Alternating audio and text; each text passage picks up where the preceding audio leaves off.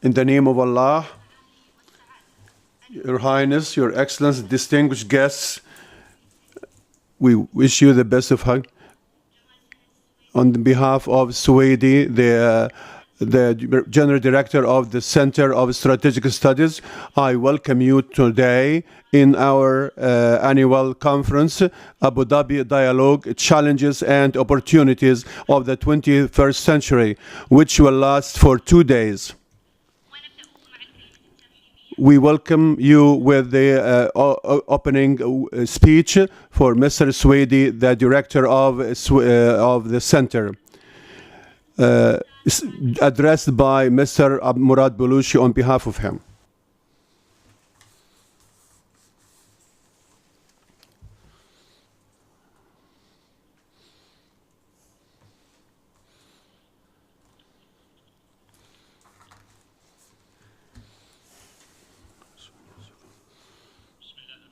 In the name of Allah,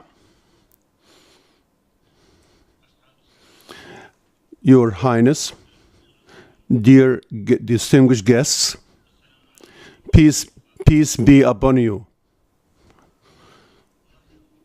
I welcome you all in our Center for Strategic Studies, which celebrates its Jubilee Silver this year. I thank you for accepting our invitation to attend our conference, the Abu Dhabi Dialogue, Challenges and Opportunities of Change on the 21st Century. This conference coincides in our Center for Studying Strategic Studies for Future, so we can know what the future has challenges and opportunities. Hence, we can have our recommendation for facing these challenges and appreciating the chances on the way to help the decision makers in the UAE. And that's one of the aims which the Center is looking forward to achieving. Dear guests, this conference will last for 2 days, and it includes 4 sessions. Will be participated by the elite of specialists, researchers, and experts. The first panel will speak. The first session will speak about the fossil fuel and renewable energy, also the future of electricity.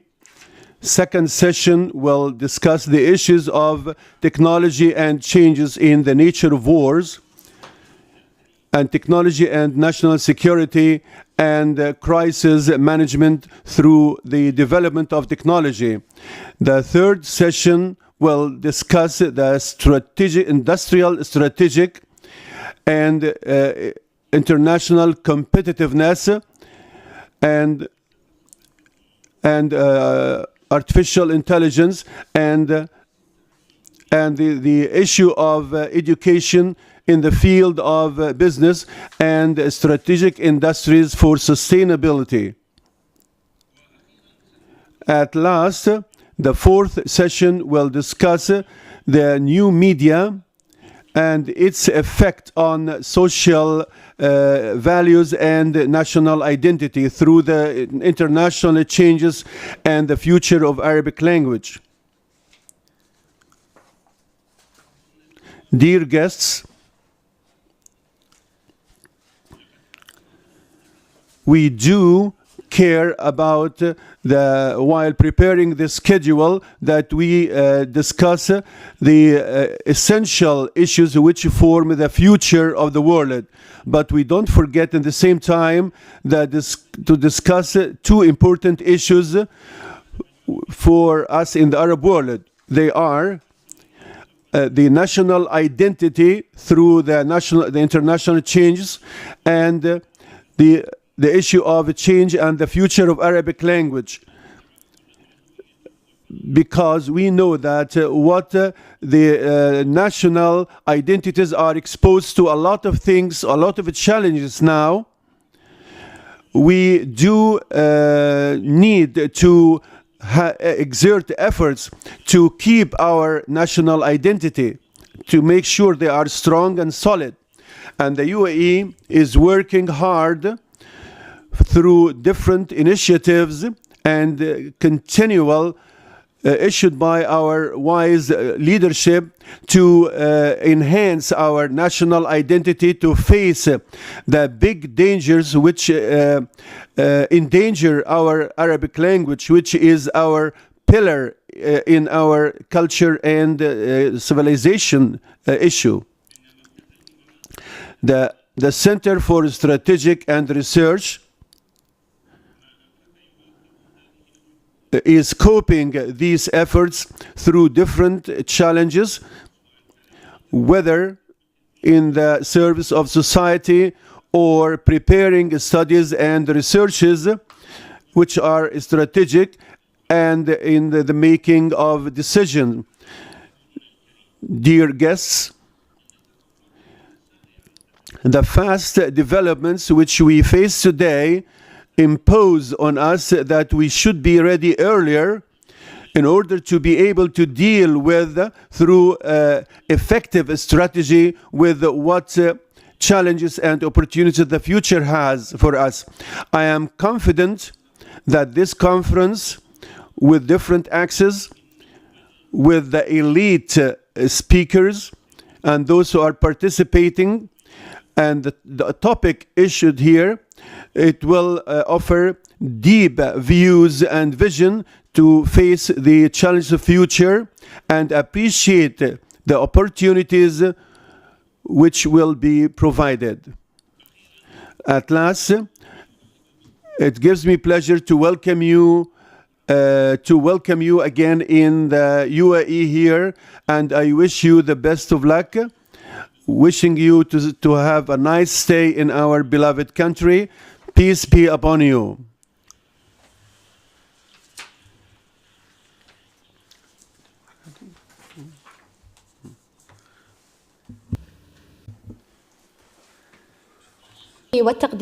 All the thanks and appreciation for His Excellency Dr. Jamal Al-Suwaidi for his speech. Now with the keynote address, which is given by His Excellency Major General Staff Pilot Rashad Mohammed Al-Sadi, Commandant of the National Defense College, United Arab Emirates. Welcome to the stage.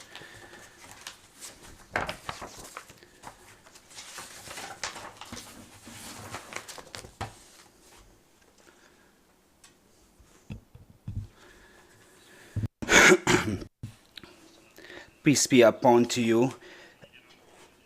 Thanks to Allah. Peace be upon to the latest prophet, Prophet Muhammad, peace be upon to him. Your Highnesses, Excellencies, ladies and gentlemen, peace be upon to you. I welcome you all, and I welcome the guests of United Arab Emirates. And it's an honor for me in this blessed day to stand in front of you for the annual conference, Abu Dhabi Dialogue for the Emirates Center for Strategic Studies and Research, just to give my opening speech, thanking you for attending and appreciating the center for doing and organizing this conference and coping and getting the highest and top experts in the field. As you know, that United Arab Emirates is coping with all transformations and opportunities and challenges, and getting ready to face the future through ambitious vision under the vision of His Highness, my Master Sheikh, His Highness Sheikh Khalifa bin Zayed Al Nahyan. From here, all the government and country departments take its role to fulfill this vision. and the Emirates Center for Strategic Studies and Research is taking its role under the chairing of His Highness Sheikh Mohammed bin Zayed Al Nahyan, Crown Prince of Abu Dhabi, to take its role in foreseeing the future.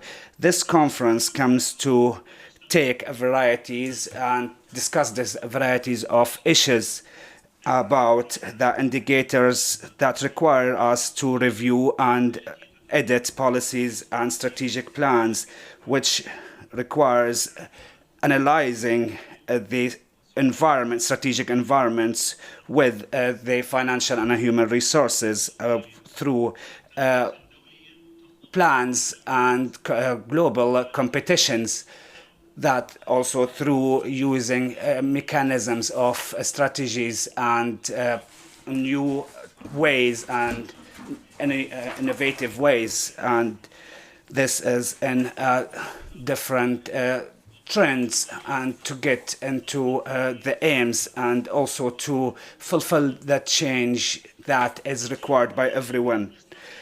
Reading the reality of strategic environment for regional and international security ensure and confirms that challenges are real, and also at the same time shows the amount of efforts required to face these challenges for all the countries that look to fulfill and provide environment for their people, and also by adopting strategies to cope with changes.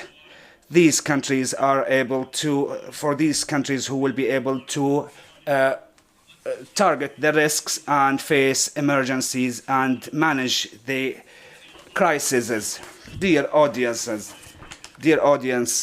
looking at future requires has to be done through the reality of technological advancement, and this variety shows and confirms the development of societies, and all of that can be done by and promotes the establishment of countries, and also to provide a strategic environment for the society, and also that is witnessed by the big advancement in artificial intelligence and the new innovatives.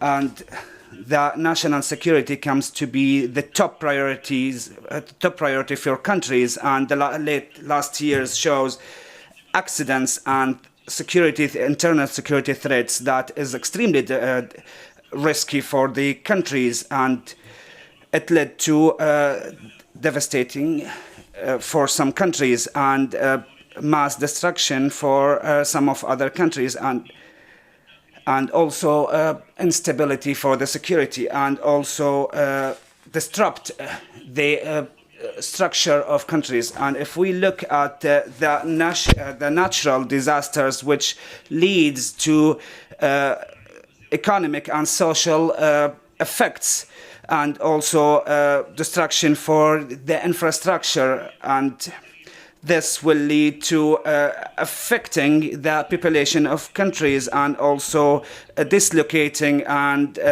moving from countries. All of that requires to cope more and to get more into security strategics and policies. Looking at all of that to face and encounter terrorism and organized crimes and the hacking and cyber hacking groups. Dear ladies and gentlemen, and that continuous of conflicts, international conflicts and global conflicts requires from us to face these challenges, to keep on looking and facing and encountering the terrorism groups who keep on looking to target the intellectual structure and cultural heritage, and also risk the safety of innocent civilians, and also face the future and future of countries, and these terrorist groups work to destruct the plans and aims of infrastructure building for countries. All of that. They also work in increasing their capabilities and military capabilities to face the legal national security and armies, and also sometimes they work with other countries' armies to work on their behalf or with them, with the ability to work with these armies to execute destruction, and all of that can lead to affecting the plans for armies, and this can be a high risk for countries. And also this is the nature of new warfares, and can all of that be faced with collaborated solutions in order to encounter and defeat terrorism, so the future will not see ISIS or anyone who's similar. All of that requires countries to work on their defense strategies, and to armies to relook in their strategic thinking, and also look into ways to be able to cope with the possible and potential threats. And that confirms that there are massive changes in the area, which requires us to work more with these changes and threats. And also this will lead to economical, social and political risks.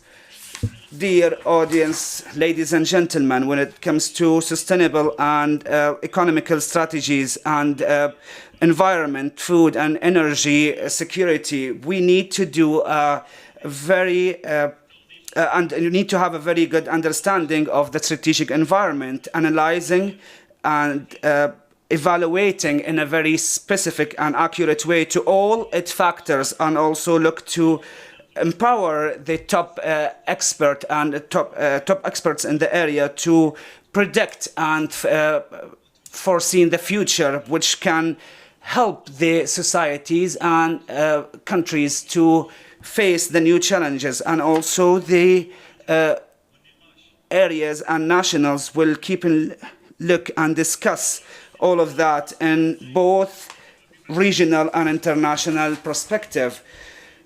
Studying sustainability has to be done by looking and understanding the environment general system and the phenomenon of global warming as well, understanding the global warming, and also the accurate and strategic study for the ecological system, and look into the studies, the new studies. All of that helps in the researches and makes the researches area one of the priorities, and requires us to empower resources and more resources and intellectual centers and academies, and also the smart technology.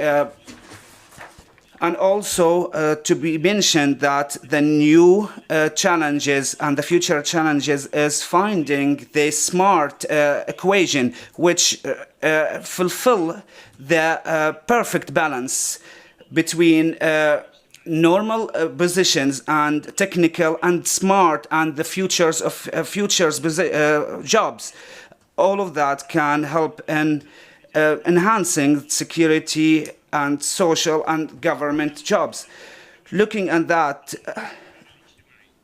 we require social innovation, and we keep on looking for changing the traditional way which kept on going for a long time, and we are looking for the new ways and phenomena that been given by Google, Facebook, Twitter, Amazon and others. And we admit that the internet, social media has a very big effect, and it only can be considered a small part with issues that can be more complex and complicated. And we can see that the booming of countries and population didn't happen yet, but it's happening in all cases, and it will get demographical challenges as well, and also that will include new trends and social habits, and all of that will lead and make the family the small and the highest important part of the society, and this can be managed. All of that does not being handled by cultures or barriers or time. And now we're talking about transformations that has social, cultural changes and affects the effects of different areas of life will lead to and make it difficult to specify a certain way to deal with it, but also requires using very creative ways and look into the basic factors like enhancing and developing education, looking into the human capital and investing in it, and also developing is really important to invest in the future resources, which leads to the sustainable, the aimed sustainability. The challenges of transformations and changes requires us to play a very important role collaboratively with government and private and individuals as well, and the intellectual centers, in order to create the change and also this can be fulfilled by taking group roles that its pillars to work together and show the high commitment, transparency, collaborative, and to have a comprehensive and enough resources. In conclusion, dear audience, we need to admit that the contemporary challenges requires changes and requires us to work to that, and requires changes, and we should say that group works, which being provided by intellectual centers, provides a very big opportunities to dialogue, to have the dialogue and look into the opinion of experts and to discuss it, and provides many options to the strategic and decision makers. Ladies and gentlemen, we would like to thank His Excellency Dr. Jamal Sanad al-Suwaidi, the Director of the Emirates Center for Strategic Studies and Research, to provide us this fruitful opportunity, which is will lead us to leave here with a very important, very positive results. Wishing you all the best, and peace be upon to you.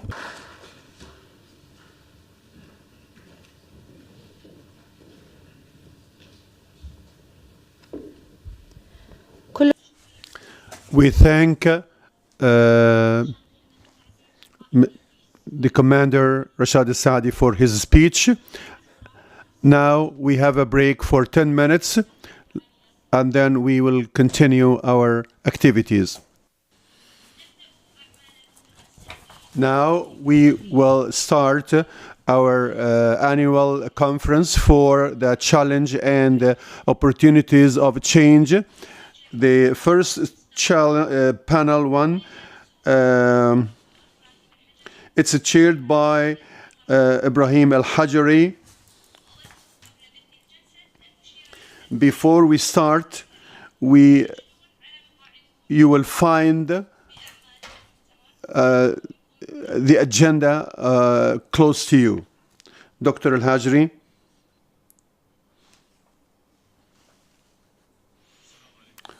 Peace be upon you.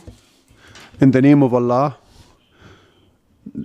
Dr. Jamal Suwaidi, the director of the Center for Strategic Studies. Dear guests, you are most welcome to the first start here. I would like to welcome Dr. Jamal for his kind invitation and for holding these conferences, which is attended by distinguished experts, local and international, in different fields with great importance in the UAE and outside. And this, based on your wise leadership here, and made the center a great one in the UAE and international level. Dear guests, we will direct this session. Today's conference agenda. My name is Ibrahim Al-Hajri, and I'll be moderating this session on modern technology and future of energy. We have 3 speakers in this panel that are specialized and have extensive experience in the field of energy. Each speaker will be presenting for 20 minutes. So please write your questions down, and then we'll open the floor to questions at the end of all the presentations. So is Dr. Steve Griffith. He's the Senior Vice President for Research and Development and Professor of Practice at the Khalifa University of Science and Technology. He oversees all the research enterprise. So welcome, Dr. Steve, and he will be talking about technology and the future of fossil fuel. Please help me welcome Dr. Griffith.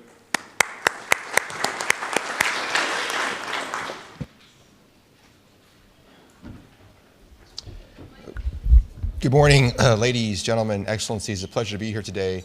So today I'll be talking to you about the future of fossil fuels and how technology is influencing that. It's a very big topic, and so I'll try and take you through a perspective on the industry from the point of view of a technological potential disruption on fossil fuel and how industry will be having to deal with this in the future. To set the context for the talk, the first slide shows you the evolution of the history of energy over time. And I think it's instructive to look at this diagram because we see that at one point in time, before the first industrial revolution, the world was largely based on the use of renewable energy, biomass.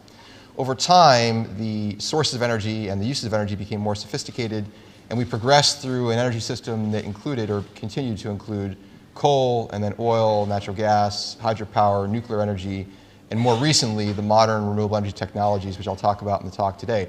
So what we're left with now approaching the year 2020 is the question of what will be the future of energy and how will technology impact the future of energy. The factors that are going to be major influencers, there's a policy set I won't get into today. Certainly if we start to see bans on internal combustion engines, we see renewable energy mandates, that will implicitly start to limit the amount of fossil-based energy resources we'll see. Likewise, if we put explicit carbon taxes or caps on the amount of carbon dioxide that can be emitted from combustion of fossil fuels, we'll see a reduction in the use of fossil fuel. I won't be addressing that. I'll be addressing the technological side and technology. We'll see increasingly, and I'm sure that Adnan Amin will talk about this from his perspective at IRENA, the use of solar energy, wind energy, the modern renewables, given what we'll see is the substantial reductions in price in the past several years in these technologies. The electric vehicle is very important, obviously, for the transportation sector, as well as autonomous vehicles and shared vehicles that are being enabled through technology. We'll also be considering then other areas of technology, such as three-dimensional printing, which could disrupt, for instance, supply chain. Imagine sending an electronic file and having that file be used to manufacture a good rather than having to ship products. That will definitely have an impact on the energy sector. So with this background, we start to consider what will be the major points of my talk today. And to try and bring focus to the discussion, I look toward the World Energy Council and their World Energy Issues Monitor, which they release each year. And the Council does a very nice job of looking at how the major issues in energy evolve over time. And so if we look at this chart, to make it a little bit simpler for you, I highlight the areas I'll be talking about. In the past 8 years, we've seen that renewable energy has had a major transition from a technology or a technological area that was somewhat uncertain with very much an unknown impact on the energy sector to one with certain impact on energy and also much greater certainty on that impact. We'll also be looking at electric storage, electricity storage, batteries, several years ago, 8 years ago. It was, again, somewhat unknown as the impact of this technology. Now we're seeing the impact become certainly clearer in the eyes of the government and industry stakeholders that contribute to the survey, but also somewhat uncertain. What will electric vehicles look like? What will grid-scale storage look like? Digitalization, I'll define further. That has become one of the very key areas in technology. We've seen the growth in data availability, in hardware sophistication, as well as algorithms that can process the data. And so digital technologies will be a key part of my talk today. And then finally, innovation in transport, the electric shared autonomous vehicle will be part of the discussion. So I will keep my focus on these areas and try and stay aligned with what the Energy Council has seen as major areas for us to consider for the future. Let's start with renewables. I don't want to go too much into this because I know it's another topic of the discussion. I'll just say that the decline in costs from innovations in renewable energy have been substantial in the past 8 years. Renewable energy, solar photovoltaics, utility scale, 70% cost reductions. And as you can see, moving into the next couple decades, substantial, probably at least 50% cost reductions continuing, enabling this technology to be a major part of the energy future.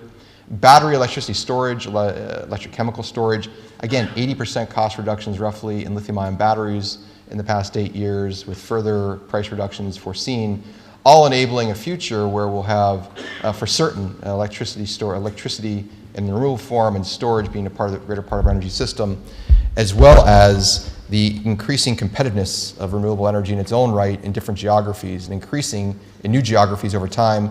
The chart I show you here is for Australia, very good, obviously, solar resources, where we see that solar PV and wind technologies are already more competitive than gas-fired or coal-fired generation already. Of course, these technologies, they are intermittent. They're not available all the time, and so we have to consider on a levelized basis the inclusion of storage if we're trying to compare directly to your, quote, baseload energies, which are coming from coal and gas. And so there may be a little ways to go, but we see from the cost curves, it's likely that these technologies are going to have a major part of the energy system in the future. So what is the impact, given my topic of my talk today, that I foresee in the fossil energy space, given these technologies and how they've evolved? I would say first, coal, which is the least clean of the fossil fuels, is most certainly going to be impacted. Even as energy demand grows, the demand for coal will at best stay constant. In the worst case, if we're able to move towards sustainable development goals and really aggressively attack the issue of climate change mitigation, the use of coal will plummet dramatically. If you look at this strictly on a cost basis, McKinsey's done this, Bloomberg New Energy Finance has done this, the demand for coal should fall precipitously because we know in its own right, coal is becoming a less cost competitive technology relative to renewables. And so this is the first conclusion around technology. Stepping into an area that probably will be less discussed in this session, digitalization, it's a very broad space. And so with digitalization, I see it as the convergence of the physical and digital worlds to allow us to do entirely new things in situational awareness, in covering invisible insights, and then predicting the future. The technologies, Internet of Things, so we have billions and billions of devices and billions more to come, which are now sensing the world around us, and that will continue in the future. With the data produced, we're going to see the ability to analyze in big data analytics and gain sense from these data that have been generated. Artificial intelligence is an area where we try to give machines something I just mentioned, situational awareness, foresight, the ability to optimize in a better way, and really become more human-like in the way in which they operate, and that's probably one of the most important areas for the future. Robots and drones, so I think any job that is considered dull, dirty, or dangerous should not have a human involved, and so these are the embodiment of intelligent systems. It's the hardware which can do things for us. Virtual and augmented reality, virtual reality, completely immersive in an environment, experiencing the world around you, completely immersed. Augmented reality, giving you better situational awareness. You're still in the world that we live in, but seeing things in a different way, given technology support. The blockchain, distributed ledgers, which is secure, which cut out intermediation for security, and then 3D printing, which is, as I said previously, the generation of electronic files which can produce new products. So these, and then of course manufacture those in a layer by layer additive way. These are all areas of digitalization, which I believe will be at the core of the future of energy and really fundamental to the talk today. If we look at some of the just very high level areas in which we're going to see the digitalization have an impact, renewables, as I said, they are intermittent, and so without some technological way to balance them, they'll be difficult to get to very high share. Digitalization is going to support this, and so Bloomberg New Energy Finance, electricity sector, the ability to balance a uncertain demand with an uncertain supply will be enabled by digitalization. allowing us to reach high shares of both distributed and centralized renewable energy. Transportation sector, the number of passenger miles traveled will continue to increase toward an electric, shared, autonomous future, and I'll talk a little bit more about that shortly. And not to forget the fossil energy space, I will mention in the talk today that fossil energy will continue to be relevant in the future, and so digitalization is helping us find and discover new sources of fossil energy, as well as extract and produce fossil energy much more cost effectively. And so you can see digitalization in this entire realm is extraordinarily important for where we're moving technologically in the future. Let's go to the vehicles for a moment. I think electric vehicles is an area that's going to be quite important for the oil and gas sector. I talked about coal, what about oil in particular? In the electric vehicle space, if you look at what BP, which is probably one of the less optimistic companies as far as electrification of vehicles is projecting, 15% by 2040 of the total vehicle fleet, passenger vehicle fleet, can be from electric vehicles. That's the dark blue bar on the left-hand side. More importantly, though, because we see that the coupling, or the more than coupling, bringing autonomy and sharing into electric vehicle space could allow the total number of miles or kilometers traveled by shared autonomous electric vehicles to ramp up very quickly. So it's not how many cars you have, it's how many cars are being operated. And the view is that when you have shared autonomous electric vehicles, they will predominate in what you see as far as cars on the road. As far as electrification itself, as I said previously, this is one of the more reserved, sort of low forecasts as far as where electrification will go. Bloomberg New Energy Finance would say about a third of the vehicle fleet by 2040 could be from electric vehicles. Here I think what's interesting is bringing in the autonomy and the sharing, which will certainly have a major, major impact on the use of fossil fuels in transportation. The right-hand side simply reinforcing post-2030, the growth in passenger miles traveled is projected by an oil and gas company to come almost exclusively from shared transportation, ride-hailing and ride-sharing. So I think this is one very, very clear example of how technology is going to transition into the transportation sector and have a major impact. What impact will it have is a good question. I show the chart on the left because it's pretty much anyone's guess where oil demand is going to go. Every major oil and gas company in the world now has economists trying to figure out what the future is going to look like. They have multiple scenarios. OPEC is doing this, IEA is doing this, and they're all coming up with a fairly diverse set of views. By 2040, will we have 80 million barrels per day of oil demanded, or will we have 120? And it really depends on how the world unfolds politically, technologically, in economics. And so if you look at McKinsey, they believe this peak oil discussion is going to, at least for the light duty transportation vehicles, come to a conclusion in the mid-2020s. The rest of the oil industry will see a peak sometime later, maybe a decade later, because of other uses for oil. The bottom line is there eventually, someday, sometime will be a peak, and then there'll be slowly over time a diminishing of the use of oil. We just don't know when. And so for an oil and gas company, you have to realize that there is an uncertain future. And so how are you going to deal with this? What you see is, given the scenarios, if you take IEA, for example, again, reflecting what I just said, huge diversity in what the outcome for oil could be, both in price and demand. You just don't know. And if you bet in the wrong way and you bet in with just one approach, you're going to lose. And so you need to be very strategic. And so I give 3 different options for where you can go as an oil and gas company. This is quite important for the UE. You can reduce your exploration production costs and be the low-cost producer. There will always be oil demand. I can't foresee a day where we're not seeing the 60 million barrel per day by the middle of this century type of demand. I've never seen a forecast lower than that. So if you're the lowest cost producer, you'll have a market. We just don't know what the price will be. You can start to produce petrochemicals from oil. You don't have to always think about refining and going to transportation. And so I'll talk a bit about that. You can become an energy company, not an oil and gas company, move into new sources of energy, and become sort of more holistic in your view of the world of energy, and I'll talk about that. The last one I won't mention is all. You could just sell your assets and assume that the game is over and there is no more future for the hydrocarbon sector, which I don't think is wise and I wouldn't recommend. So I will cover the first 3 strategically. As far as reducing cost, digitalization, coming back to this, there's one area where I think technology is going to allow oil and gas producers to have a major impact on their production costs is digitalization. There is nowhere in the oil and gas value chain, supply chain, where digital technologies, which I previously discussed, won't have an impact. This is a very complicated set of, I think, pictures because it displays a number of technologies throughout the value chain. I'll highlight just a few areas. So big data in the subsurface, when you're going through exploration, production, seismic analysis, drilling, you get terabytes and petabytes of data. analyzing these in order to be more intelligent in the way in which you discover oil and gas resources is happening. It's happened in the past, it will continue to happen, and make the discovery of new deposits of oil and gas more economical. We look at in the field, once you've begun to produce, using predictive maintenance. So we don't want to have to maintain things proactively. It's expensive. Reactively is very expensive because things break. They're down for a while. You want to predict when things will break and fix them in advance. And so with artificial intelligence, the ability to train systems to identify potential issues with equipment and machinery, we can now do that. This is one of the most invested in areas, I'd say, of artificial intelligence digitalization currently happening in the oil and gas sector.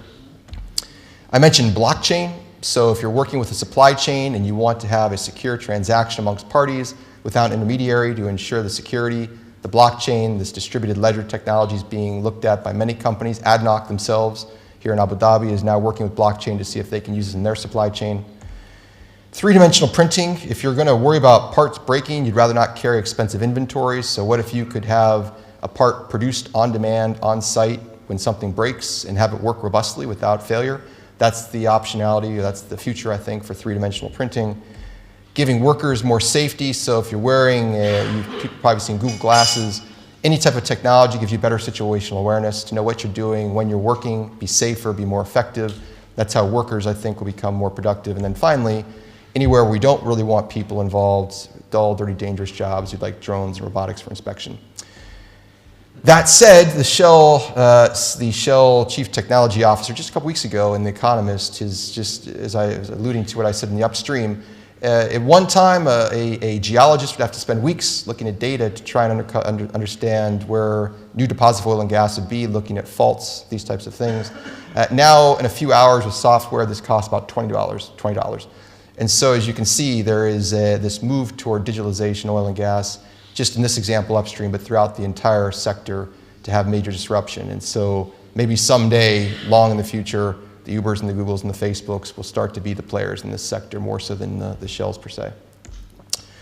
I would say here, as we go, even with low-cost producers, there's a geopolitical dimension to this. The major markets will not be the markets they used to be. If we look toward 2040, India, China, Southeast Asia, these types of areas are going to be where you're going to compete, even as a low-cost producer, for selling your hydrocarbon resources, particularly oil. And so this country, countries in the GCC are going to have to continue to build strong relations, utilize technology, but also utilize geopolitical influence to have an effective future, an efficient future for themselves.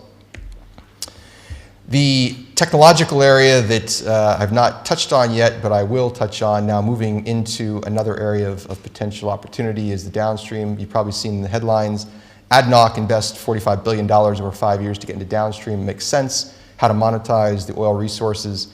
IEA and just about every other forecaster is predicting that the major source of growth for the industry will be in downstream. And so several million barrels a day additionally will be used for petrochemicals in the coming years. And so it makes strategic sense for companies to move in this direction over time. And it's a trend that's being captured now and it'll be captured in the future. Getting into new energy technologies. Since the beginning of the century, we saw oil and gas companies thinking about this. Now toward 2020, we're seeing it's happening for real, and the likes of Shell are getting into it very strongly, as you see in the yellow bar. I think this move into new energy technologies to prepare for a future with less oil and gas involved is going to be something that's going to be amongst all the companies here. And you see now more than 10 new deals per year across the sector, and going to new energy is going to proliferate as a trend. Shell itself, their head of new energies, has said they're spending $2 billion per year to get into new energy, and they think it's not because of what's been going on the past 20 years, it's what the future holds. And so they will continue to move in this direction. And by 2030, Shell thinks it's going to be the world's biggest electricity company. So it won't be oil and gas anymore, it'll be producing electricity. In new markets, in established markets, they'll be finding a new business opportunity. And so their investments currently today already reflect that. I think it's quite interesting.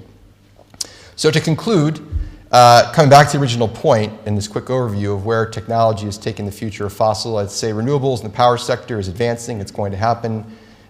Solar and wind is going to be a major part of the future energy sector.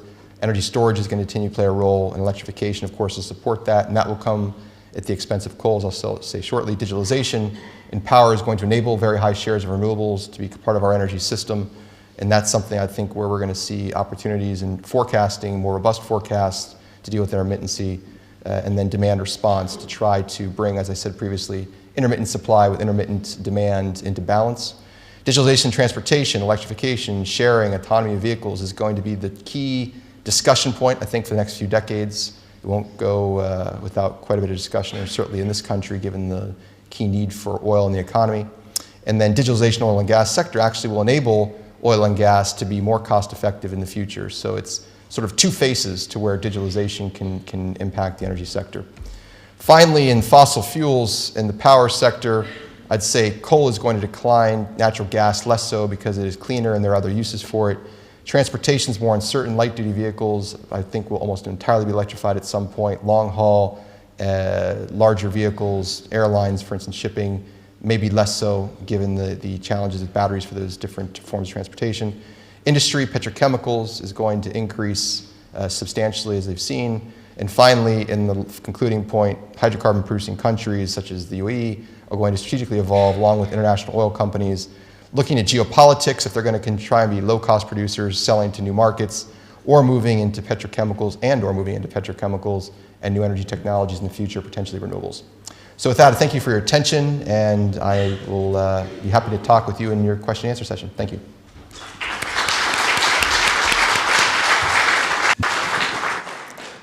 Thank you. Our next speaker is Mr. Adnan Amin. He is the Director General of International Renewable Energy Agency, IRENA. His talk today is the perspectives of development in the field of renewable energy. Please help me welcome Mr. Amin.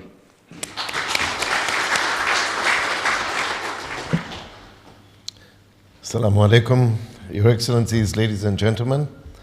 It's really a great pleasure for me to be able to join this distinguished panel this morning, but I'd like to start right at the beginning by thanking His Excellency, the Director General of the Emirates Center for Strategic Studies and Research, His Excellency Professor Jamal Sanad Al-Suwaidi, for convening these discussions on the challenges and opportunities of the 21st century. I'm approaching the end of my tenure as the first Director General of IRENA after 8 years. I've had the great privilege of being participant in discussions at the Emirates Center over these many years. Thank you very much, Professor Suwaidi. And I found it a very inspiring and important forum through which we can really begin to develop a sense of how the future will look and advise policymakers on decision making.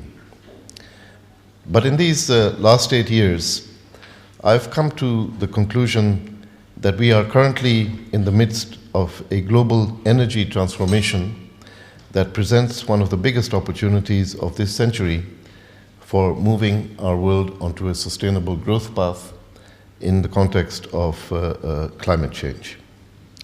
Driven by the unprecedented growth of renewables, this transformation is rapidly picking up speed.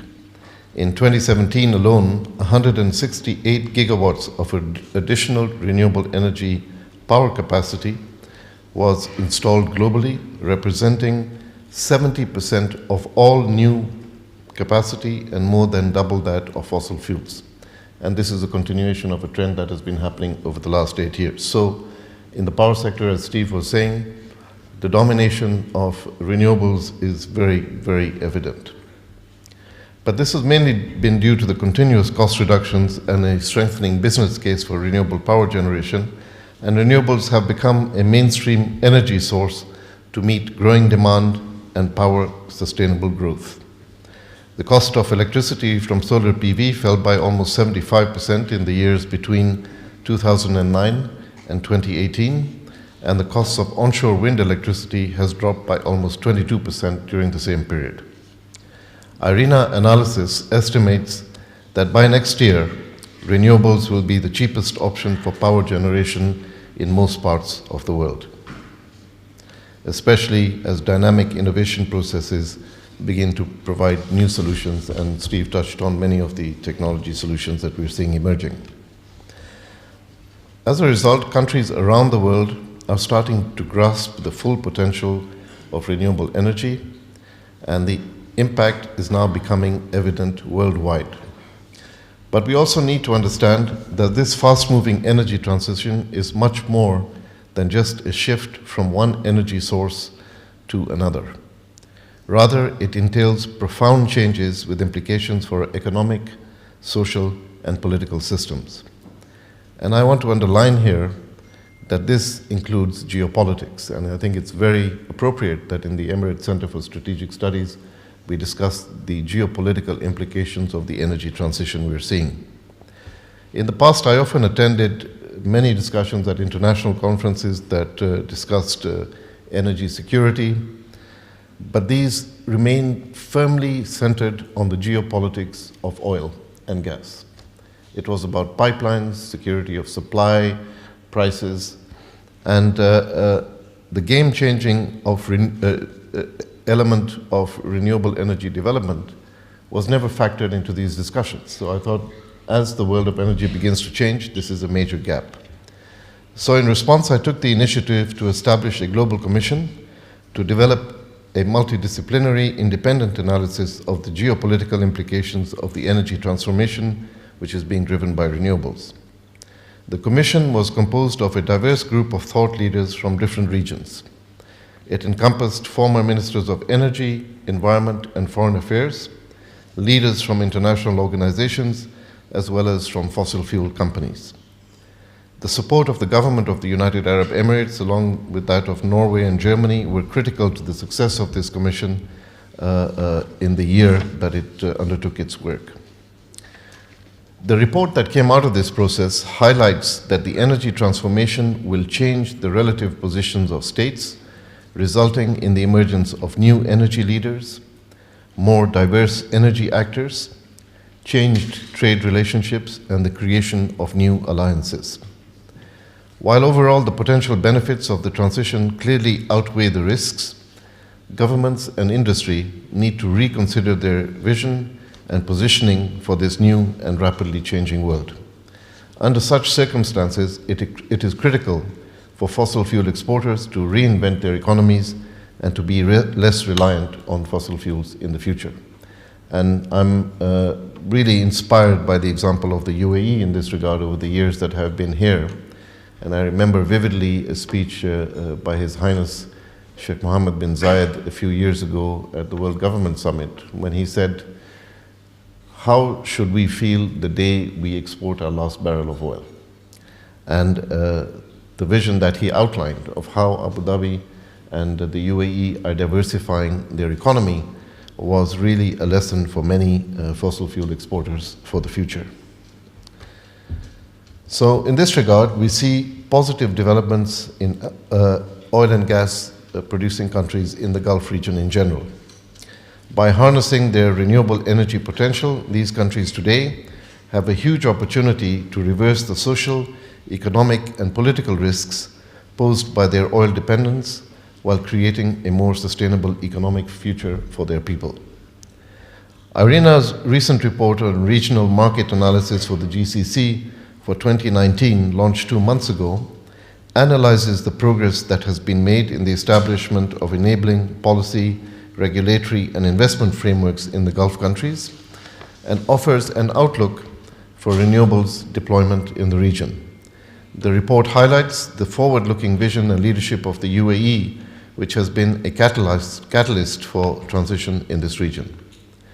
The country has considerable renewable energy potential, namely solar, as it lies in the so-called global sun belt, with some of the highest solar irradiances in the world, and it is the fastest growing solar market in the region.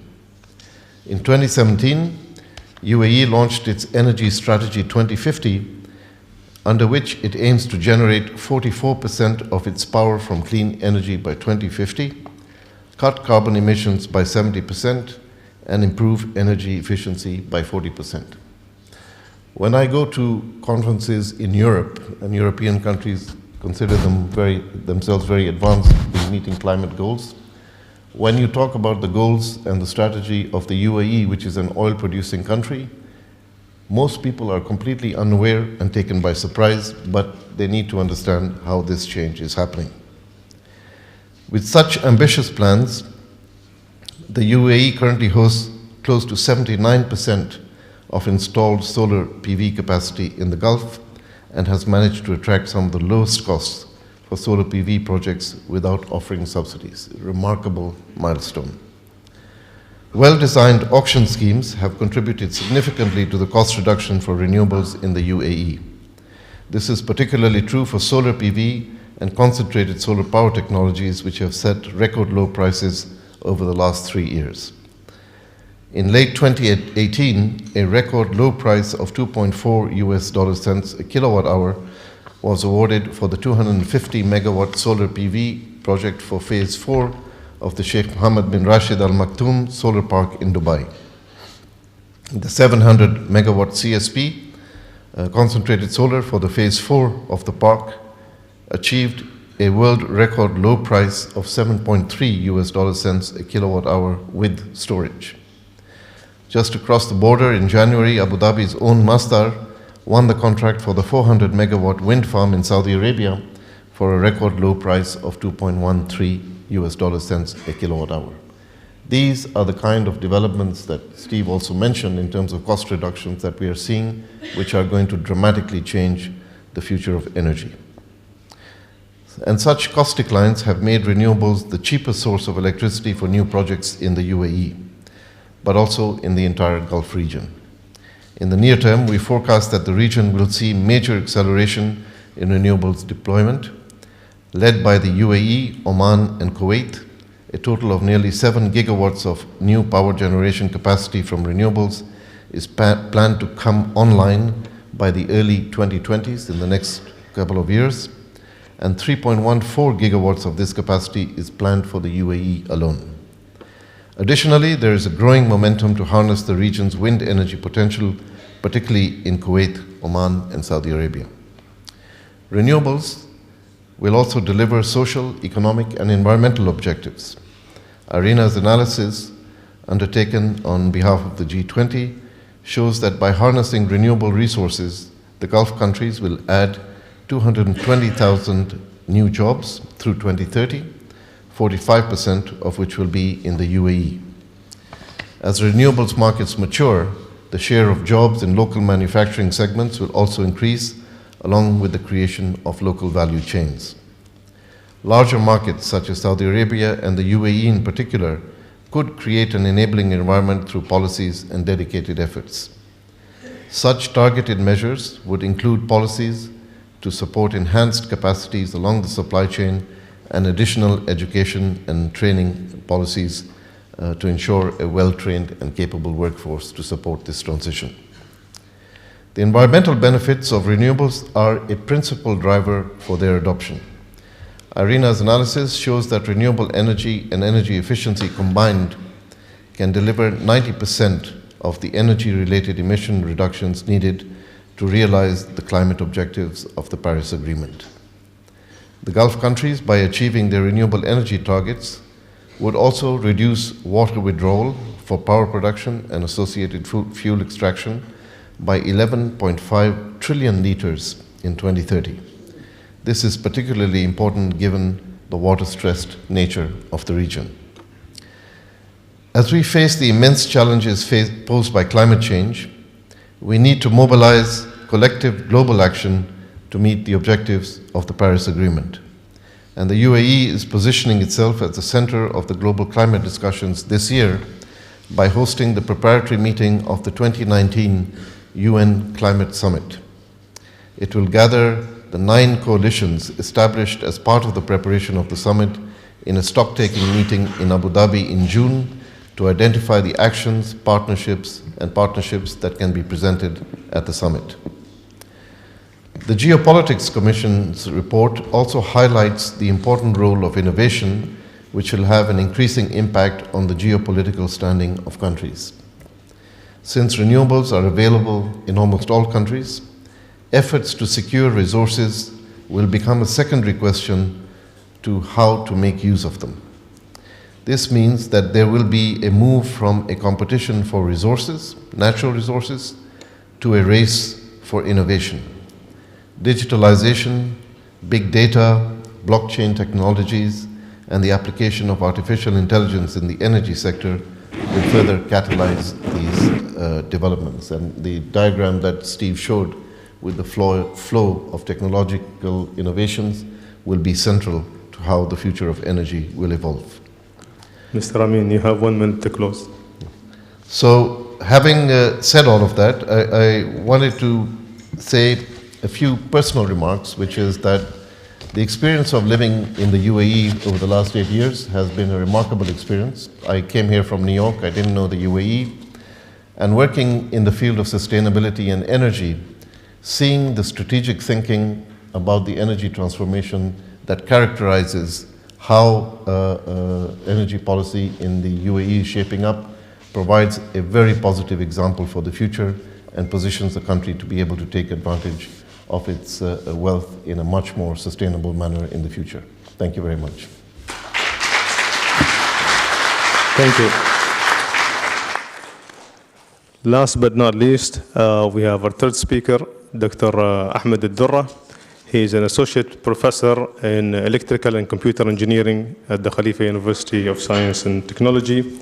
And his talk title is The Future of Electricity in the World of Energy Mix.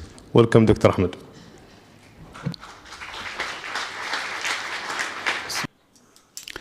In the name of Allah, I welcome Your Highnesses, dear audience.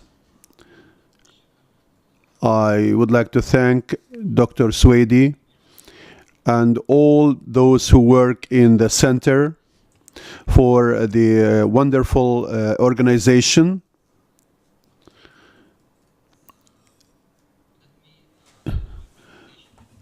I'll conduct my presentation in English, and I'm sorry, although I am very proud of my language, definitely, and this is one of the core objectives of this forum, but because of the terminologies, sometimes it might be easier to do it through the English. I also would like to thank very much the organizers for the sequence of topics they picked, which shows how meticulous they were. We started with the classic power, which is a fossil fuel, and then we moved to renewable energy, and then we moved to the electricity, which is the media or the type of energy that we usually deliver the power all the way from the generators or the source to the end users or the customers. So I'll go over the outline of my presentation quickly. I'll go over the conventional power grid so that we are all on the same page. We know what's going on and what is there at the moment, or what is the classic power grid we have now. And I will pass through the electricity supply and demand, which is a very important topic, to see the importance of using the renewable energy and integration of the renewable energy. And at the end, I will focus on the microgrid and smart grid technologies, and I will conclude with that. So what is the conventional power grid? We heard about renewable energy, and I just want to make sure that all of us here are on the same page and know how is the power delivered from the generation all the way to the distribution. So we have generating stations, which are mostly until recently are fossil fuel and hydro energy and nuclear energy. And then we have the transmission lines, which take the power at a level of hundreds of kilovolts all the way to the distribution area. And then we'll have the sub-transmission customers, the industry mainly, and the primary customers, and the secondary customers, which is the local or the regular consumers. And then we go to the level of a voltage of 120 to 240, which we all see around us. So this is the paradigm we have now, or in most of the areas around the world. In this paradigm, or in this structure, we have the power flowing always in a unidirectional way. So it goes from the power generation transmission line all the way to the distribution, and there's no way that any power can go on the other direction back. To have the equation balance, whatever power we generate, we should consume. Okay, so if you produce more than what you need, then you're wasting energy. If you're producing less than what you need, then you create an imbalance and possibly instability, right? So we need somehow to deal with any possible mismatching that might happen. And for that, let me introduce an example of where this scenario could be very complicated. Unfortunately, I brought my pointer with me, but it doesn't work with these screens. If you can look at the curved, the middle line, the curve, the blue curve, you will see the demand from the customers. This is from Kyushu area in Japan.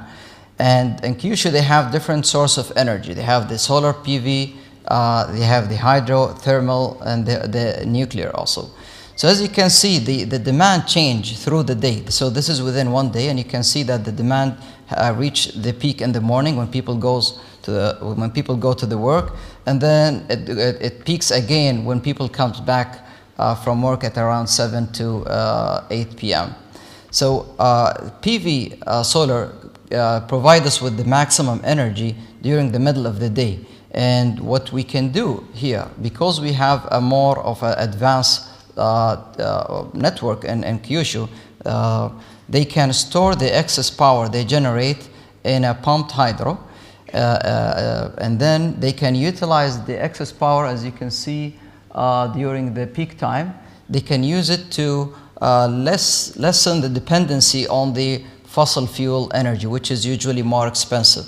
So in this case, you try to fill the gap between the fossil fuel, between the renewable and the other types of energy, and utilizing the energy storage.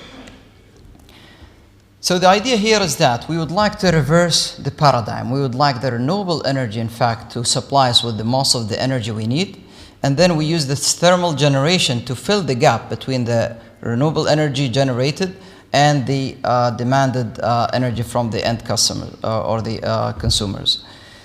For that, we need and storage devices or storage systems is a very huge area these days. And the main issue is the capacity and the cost. And the other thing that we need to deal with is the demand response, as Steve mentioned.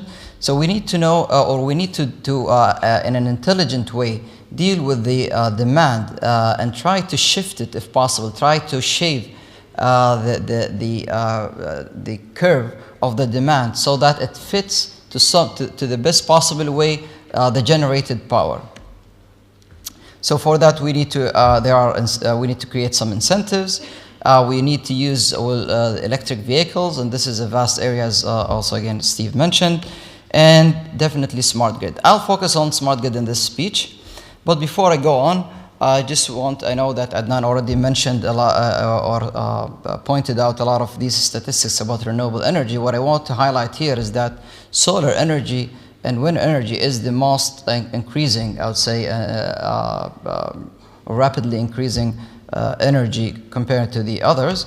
And if you compare what the end of the 2016 renewable energy compared to the end of 2017 renewable energy contribution to the electrical system, you will see that we have increased by 2%, and most of that is coming from wind and PV.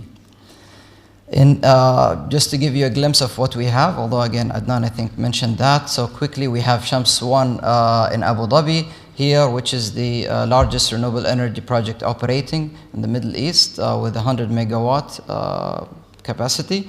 We have the big PV power plant development in Suwayhan with the 1.2 gigawatt. And we also have in Dubai long-term vision to have a 5 gigawatt solar PV system capacity by 2030. What we can see here is that we have an increase in the power demand. We have complexity, we're expecting more complexity even in the power grid. For different reasons. Different type of industrial are emerging. Power electronics is causing a lot of destruction to the harmonics of the system and so on. Generation and the capacity limitation, we have it as an issue, and we'd like to have a more reliable, self-regulating and high efficient system or a network. And at the end, and it's the most important point, we need to integrate our renewable energy to the grid. Therefore, we need definitely a smarter grid. Whatever we have now does not satisfy our needs. So in the future, The power system will requires to have the following points, or at least the most important one, which is we need to have a dispatchable and non-dispatchable energy sources. By that we mean we need to have sources that we can control, like the fossil fuel. We cannot get rid of the fossil fuel, at least at the moment, or at least in the next decade or two. And at the same time, we need non-dispatchable energy, which is the renewable energy that we cannot control, like PV and wind energy. At the end, wind energy is an energy that you cannot control it. It depends on the wind speed and density. Plus the PV, again, it depends on the solar irradiance.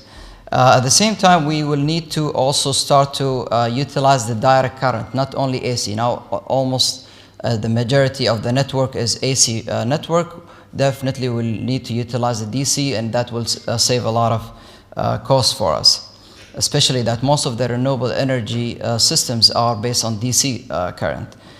Low power generation, definitely, and bidirectional power flow. Storage is very important, and at the end, microgrid and smart grid concept needs to be utilized. So if we look at the last point, in fact, it encompasses many of the previous points here. So let me introduce or give a glimpse here about the microgrid. What is a microgrid? A microgrid is basically a small-scale power grid that can operate independently. So you have different types of distributed generation, and they have it's connected through an independent network, through consumers network, and it can also be connected to the grid. So it should be dynamic in a way that it can be connected to the grid, and it can work in an islanding mode. So you can completely disconnect from the grid, and it can work in an islanding mode without any destruction to the end users. And for that, we will usually, there are a lot of studies on that. Mainly, the main issue here is that your grid should not be affected if you disconnect. And that's not an easy task, because you can think about it, out of the sudden you disconnect a huge amount of load from your system. And at the same time, for your microgrid itself, it should be capable of providing the needed power with the power quality that meets the standard, and at the same time does not affect or harm the equipment of the end user. Another concept that emerged recently also is called the virtual power plant. Virtual power plants are basically something similar to the microgrid. However, they are different in a way that they are something in between, in fact, between the regular power supplies or power stations and the microgrid, in a sense that they have to supply the energy once they are committed, and at the same time they cannot be disconnected from the grid.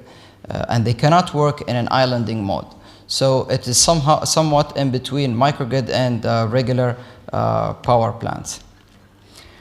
The third important concept here is the smart grid. And the smart grid is basically a vision that can capture a range of advanced in the information, communication, control, and most importantly, energy technologies. So it is a vast or a huge concept here that you can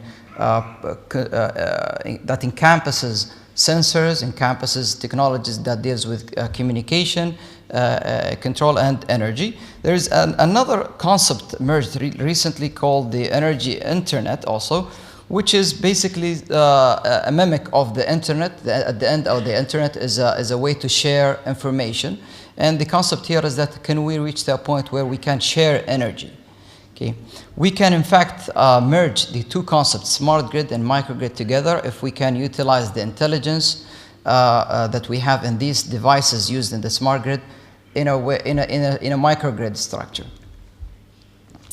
So let me give you an example of a smart grid that we might in some of the areas you might see, especially in Denmark and Canada.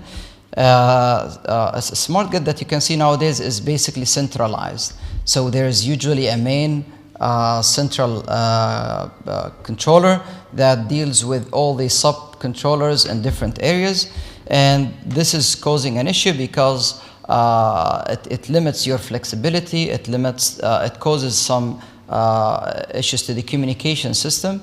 And therefore, the future smart grid should be more dependent, so we should have more of a distributed generation system that deals independently around certain areas, and these communicate in a smart way to reach to an optimal solution in between them and fixing and providing the needed energy, and also in dealing with possible abrupting in the operation. General issues on the smart grid setup is the coordination between this distributed generation, and at the same time the problem of having centralized controller, and that could again cause some issue with the communication resources. And therefore we need to come up with an autonomous controllers on each one of these distributed generators, generating areas or regions. And then another issue is the need for a diverse power supply to incorporate with the smart grid. And this is where I said microgrid and smart grid can work together. And finally, the self-healing topic or concept here, which is one of the advantages of having the smart grid. The smart grid also in the future should have the ability to deal with it can predict, analyze data and predict some issues, problems in the network, and deal with that automatically. What are the non-technical challenges here? Non-technical challenges started with the data ownership and privacy. Who should own the information at the end? And grid security, this is definitely one of the major issues that we need to deal with in the future, especially that when dealing with smart grid, you're gathering a lot of personal information, industrial information, and so on.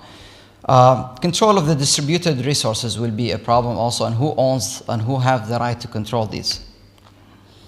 The possibility of coming up with private sectors playing roles in these grids, and the need of certain standard. So in fact, yesterday was on DIWA R&D Center, and I was shocked to know that until now we don't have standards for microgrids in the UAE. This is something that we should definitely deal with in the coming years. And as I said at the end here, there is no simple answer to this. If you look around through the different countries that have started to utilize smart grid and microgrid, even slightly, they still don't have a unified standards for them. Let me also here introduce some of the enablers that will allow us to deal with smart grid in the future. The advanced smart metering, and this is becoming a device that is much cheaper if you'll compare it to what it has to be 5 years ago. An advanced meter device can allow you to have a communication signal between the end user and the utility. And it can also be programmed in a way that it can choose the proper decision of when to turn on, turn off devices. I will go over some of these. Let me go over the advanced electricity pricing, which also something that we still don't have here, but it's available in the US and in Canada and some of the countries in Europe. Prices of electricity varies every 10 minutes even.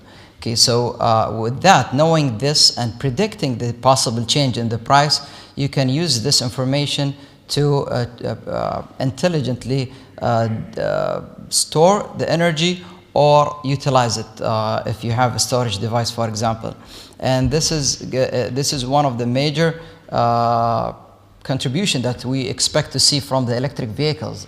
Electric vehicles, they will be parking your car. If you're using an electric vehicle, you put it in a parking lot and you go for work, and maybe during the peak time you don't need to use it, so you can utilize that and sell the energy or the energy stored in the battery, and during the off-peak you can buy the energy back at a lower price, so it's a win-win situation between you and the utility.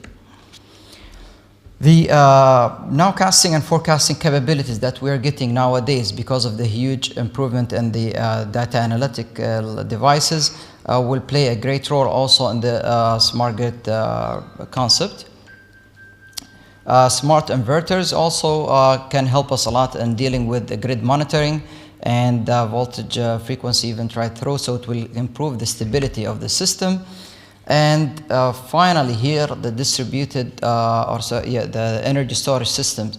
And this is by itself a huge area to deal with, but it's going to be a very vital, it will play a very important role in this shifting to the new structure. Definitely, DEWA also started to deal with smart grid integration plan. I've realized that, as I said, in my visit yesterday.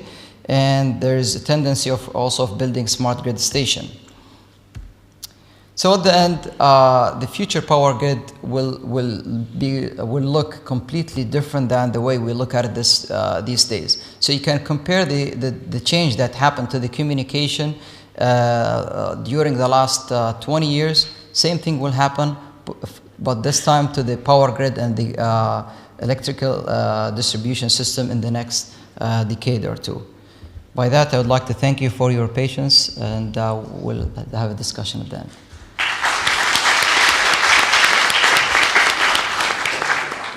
Thank you, Dr. Ahmed. So now we get into the discussion period. Please, when you ask a question, state your name, where you're from, and keep your questions as brief as to the point as possible. I'll start with a few questions until we get the mics around. So if we can get the mic somewhere here, so I'll start with a question directed to Mr. Amin. You mentioned that there's about 128 gigawatt of electricity or power generation from renewable, right? Is that correct? 168 gigawatts. 168 gigawatt in 1 year. So where is this growth is mainly happening? And most importantly, how are we making it happen? It's a very interesting phenomenon. What we've seen is that capacity addition has been increasing year on year at a quite significant rate. So I think the tipping point on the economics of renewables has already arrived. In the initial years, much of the new capacity addition was in most advanced economies. So countries like Germany, the US, in Europe. And what we've seen over the last 3 or 4 years is that the majority of new capacity addition is now coming from emerging economies and developing countries. So more than 50% is coming there because energy demand in developed countries is not growing. What's happening in developed countries is that there is replacement of power generation from conventional sources by renewables. It's quite complex, it's expensive.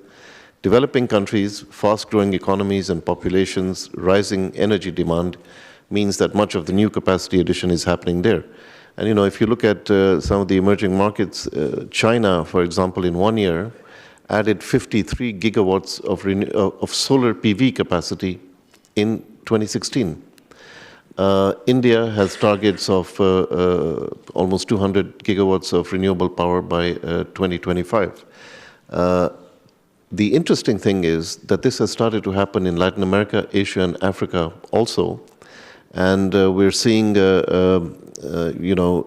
Morocco has moved from 98% energy import dependence to a target of 52% renewables by 2030. And it's completely feasible. I've been there and seen the projects. Last year, Egypt added 600 megawatts of renewable power, which is at the beginning of their growth. So we're going to see this increase, and it's going to be increasingly in developing and emerging economies. So we have a question right here. Microphone, Shabab.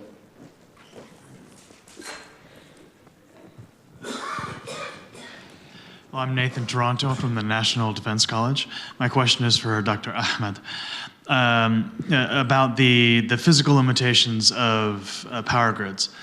So my understanding is that there's only you can only make the grid so big because of the energy loss from sending electricity over wires, right?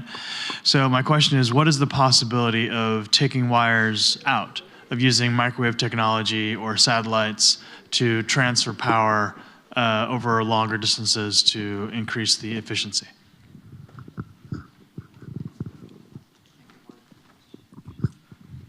Thank you for the question. Interesting question. In fact, this is one of the major advantages of using microgrid. So if you'll be using a microgrid, this will reduce the capacity required from the cables. In fact, you don't providing a certain rate of energy will, in parallel, you will linked to that, or in proportional, you need to increase the cable sizing, which makes a clear sense here. But if you will have a microgrid on the other side that can come and provide this a percentage of this energy, and another microgrid that can also contribute, and also possibly the virtual power plant concept, as I said, that can also work as another source of power, this will lessen the requirement on the major cable that comes from one major substation or one major generator. With respect to the energy through satellite, this is something maybe very ambitious, so I have never thought about it personally. Okay, thank you, Ahmed. Yes, go ahead. Just quickly, I think one of the most interesting innovations we're seeing is ultra-high voltage DC transmission. And if you look at China, much of the power generation from renewables in China is in the far west of the country, and the load centers are the big cities in the east, and there are several thousand kilometers separating them. They have implemented a very ambitious project of ultra-high voltage transmission lines, which are minimizing electricity loss. And I think that is, as the cost of that begins to come down with scale, that is going to be a major addition to enable a more efficient system in the future. My next question is to Steve. You've talked about the decentralization of power in your second slide, I would think, and its impact. And Dr. Ahmed also talks about microgrid, which is almost similar to centralization of power generation. But in your slide, it was highly ranked higher in the middle of your graph, where it says the technology is not viable yet. So how would that, I would like you and Dr. Ahmed to answer the question. How do you see that happening in the coming future? Well, I think the question lends toward whether or not decentralized energy is going to be something that's going to take hold in the future. I think, right now, decentralization of particularly renewable energy is a trend that we're going to see going on for many decades. And I don't know if it was the second or which slide it was, but I talked about when you have potentially with microgrids, off-grids, developing countries such as Africa, where you're not going to have a centralized generation going into a well-established grid. India, I think Adnan would be well aware of these things. You need to have decentralization in electricity generation because you don't want to build out very expensive power infrastructure. If you can have coordination at the distributed side, say it's residential or it could be commercial, photovoltaics in particular, the cost effectiveness of that makes sense when your only alternative is to burn a hydrocarbon, which may be very expensive, for instance, a diesel generation, if it's in Africa or India, another one of these developing countries. The technological side with the digitalization, I think the distribution aspect of it is going to be continually improving, because when you have many different assets and they're operating independently, once you start to have an ability to coordinate them, I think Ahmed mentioned virtual power plants, then you can start to leverage them almost as a central generator. To whoever's consuming the electricity, they would seem as though they're coming from one source. But you need to do that through an intelligent system, which is aware of demand, is aware of what's available for supply, and then can dispatch these different distributed sources of energy when they're available and when they're needed. So I think there's the developing country side to it where it makes perfect sense. You don't want to try to build out large infrastructure when you can go to renewables, for instance, or distributed. The costs are coming down. It looks like it's going to be cost effective. And then the technological side, where you're able to coordinate multiple assets that are distributed and make them seamlessly look like they're one generator.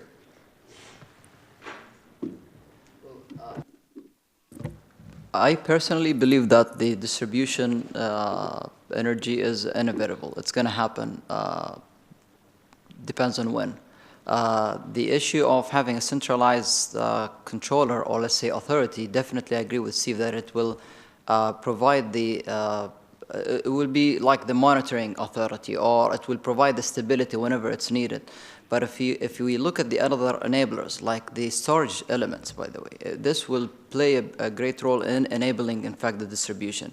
Because once you have a huge bank of energy ready for you to use, this will take care of certain situations that might happen with microgrids.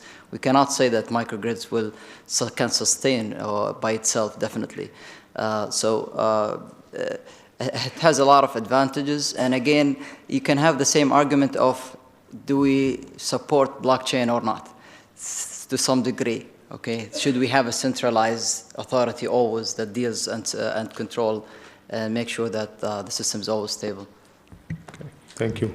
Get a question from the audience, right here. خليل علي حيدر من الكويت.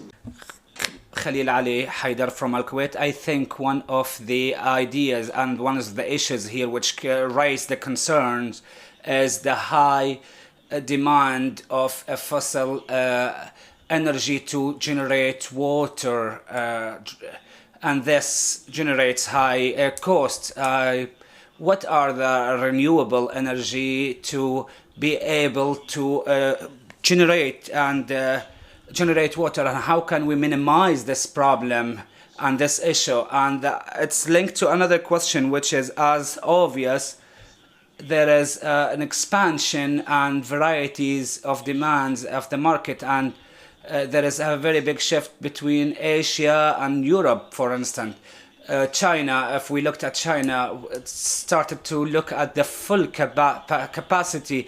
This will create a stress and pressure of the production models and others. So what is the level between the coordination between GCC countries and dealing with all of these new changes in the future? So I'll translate the questions to Steve. He probably, maybe heard the question. So the first one is, to what extent these different productions can support the water desalination? Because we have water, our water is desalinated here in the Gulf, and how would that support? The second question is, since Asia and Europe and I think mainly Asia, the question was that China is producing a lot of energy, and whether we in the GCC are ready to cooperate or at least coordinate with these different countries who are about to produce a mega generation of power, and how that coordination is happening. Maybe Amin can answer this question. So I'll take the first one. I think with water production, it's a very good question, because in the UAE there's this nexus that we face with water and energy. A lot of the energy that we do use in the Emirate is going toward water production, particularly with desalination. So the more we go into the utilization of renewables for electricity, the more we need to make sure that our water production is decoupled for thermal generation. Today, in the Emirates, we have predominantly thermal-based generation. So we combust a fossil fuel to produce electricity. We use the waste heat to produce water thermally, sort of evaporation, distillation, then condensation. In essence. So now as we go toward the clean energy, we move toward renewables, and those can produce the electricity which can be used for things like reverse osmosis. The challenge, of course, is that renewable energy is intermittent. And so if you want to be able to utilize renewable energy for water, you not just need to have the electricity generation and a technology that can utilize electricity for water production, you have to have availability of the storage. With water, what is interesting is you can have various forms of storage. You can have water as a storage source of energy itself, produce water when electricity is available from clean energy, hold that, and then dispatch it when required. You can use electrochemical storage, which is fine, thermal storage. So water just gives you an extra dimension of possibilities when you're trying to utilize electricity and then store it. You're just storing it in the form of water produced. In the UAE, Masdar has done a few years ago a renewable power desalination program.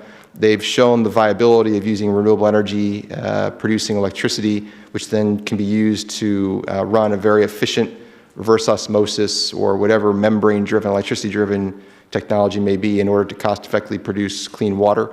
And so now with this country, and I think throughout the rest of the Gulf, you'll see what we've learned from applying renewables to water generation, figuring out the optimal storage approach, more desalination happening through clean energy, in particular solar electricity. It's very cost-effective. Adnan gave the numbers of how low the price is for utility-scale solar energy. There's no reason to go to a different energy source, produce electricity, produce the water, or store the energy and utilize that stored energy to produce water when you need it. So many options. I think that's a great opportunity for the region.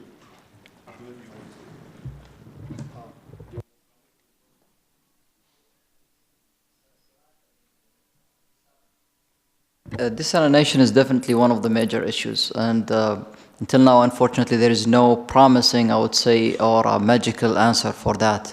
A lot of tendency is to utilize PV and wind at the peak timing and use it for the desalination. That could be one way, and instead of storing the energy, since we cannot store huge energy, but we can use this excess of energy to desalinate the water. That's one possibility.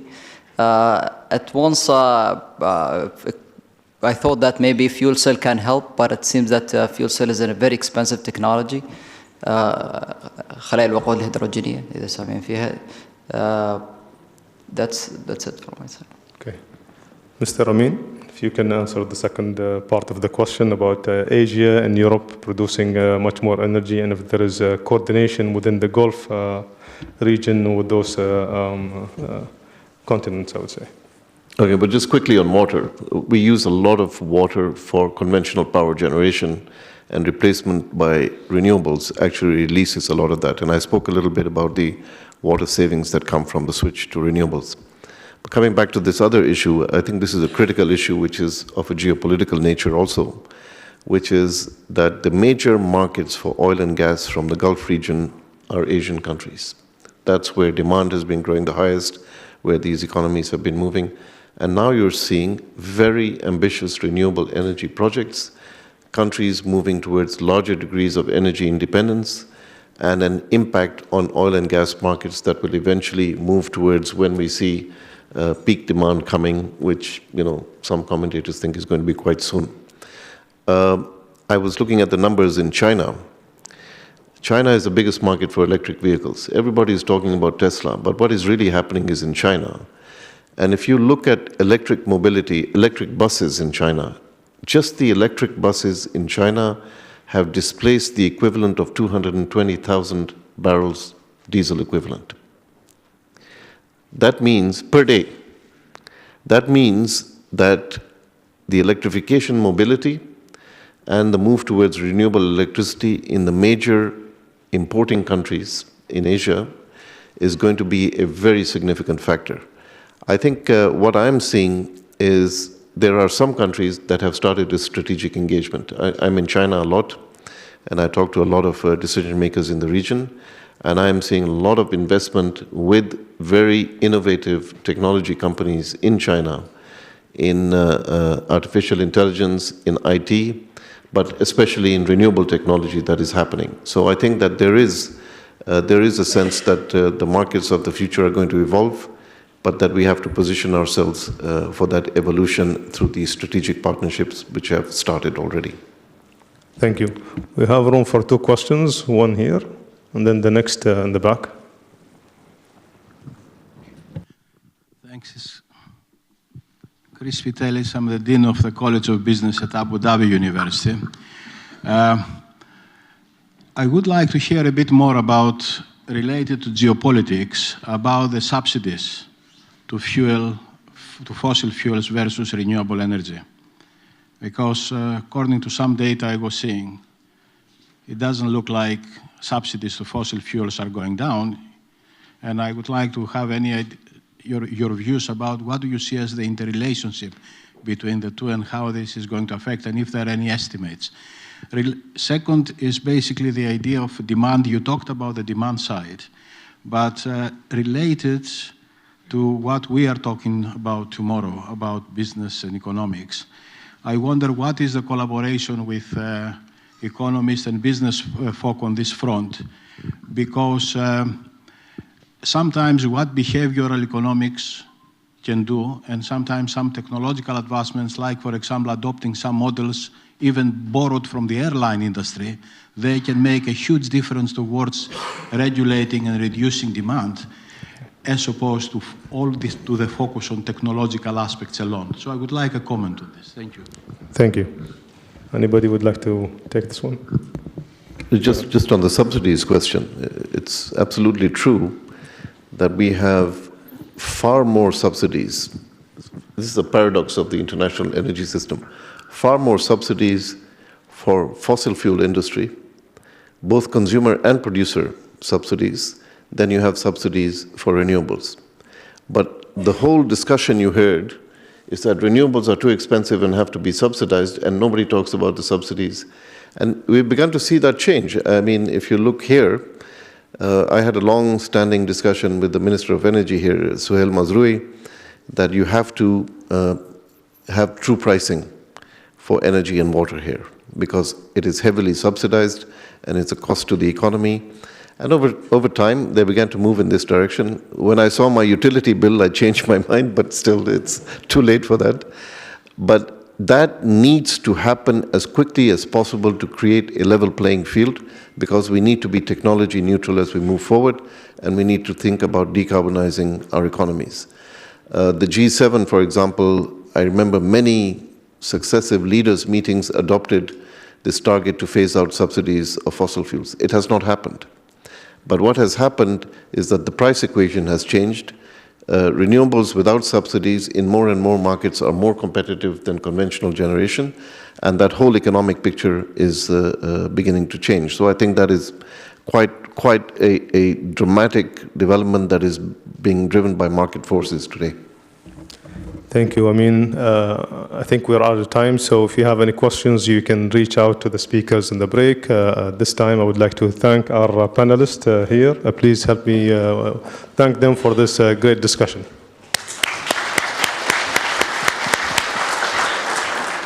Thank you. All thanks and appreciation to all of the participants of this panel discussion. Now I would leave you with a break of 10 minutes, and then we'll go with our second panel discussion.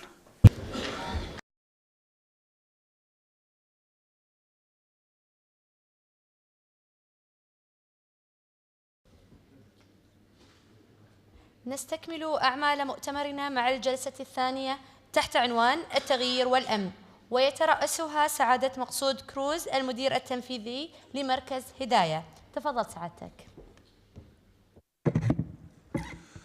Excellencies, ladies and gentlemen, it gives me a great honor and pleasure to be with you to host the second panel of this important dialogue, especially when it comes in its 24th occasion, and especially when we're talking about the importance of security and change, where we look into opportunities, but also in the challenges and how we can mitigate, prevent, and most importantly, how we can anticipate. This panel is a panel that is diverse with the expertise whom I had the honor to meet in previous capacities, but also to continue to learn from. I'm humbled to be with wonderful panelists who will be sharing their experiences and expertise, but also providing their insights on a variety of issues and topics. With our specific first panelist, I would like to introduce Dr. Nathan Toronto, the Associate Professor at the National Defense College and the United Arab Emirates, where he'll be sharing his views on the technology and the change of warfare, and how can all of this lead into the existing challenges, but also opportunities in this regard. Professor, the floor is all yours.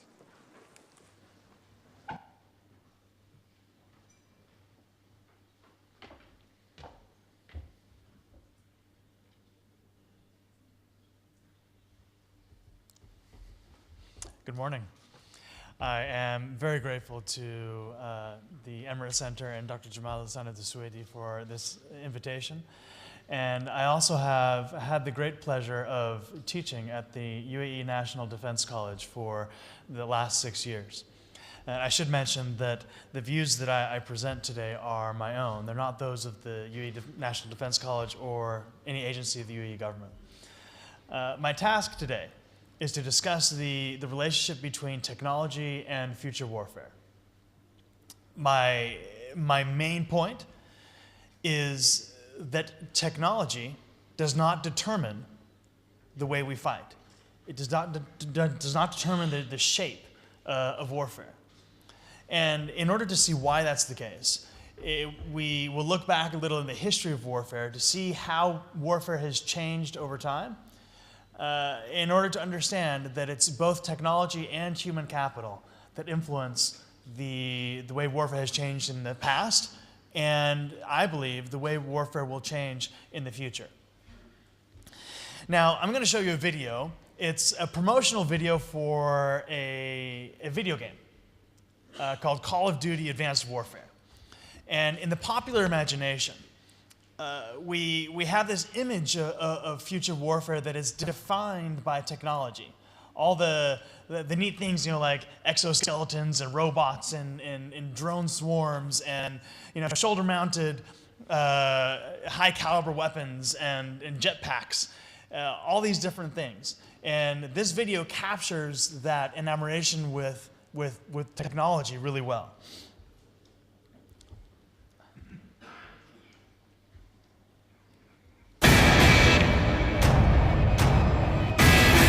What you're seeing is advanced warfare. Everybody ready? Hoorah!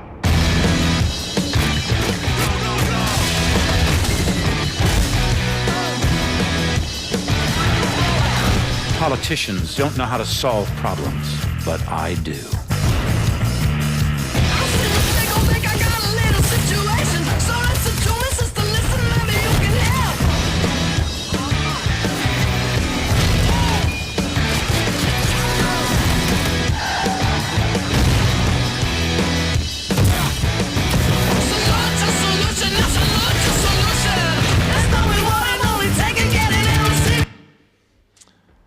Okay, so it has Kevin Spacey, and so it must be good, right?